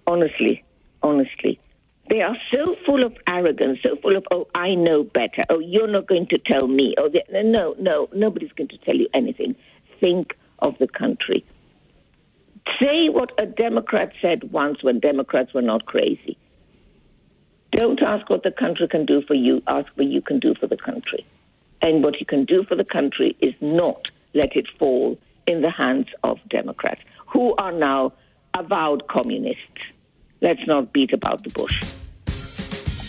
Lucille, God bless. Thank you for the call. Thank you, everyone. Don't forget the podcast available everywhere. Good day. God bless. Keep the faith. And Kevin Miller loves you.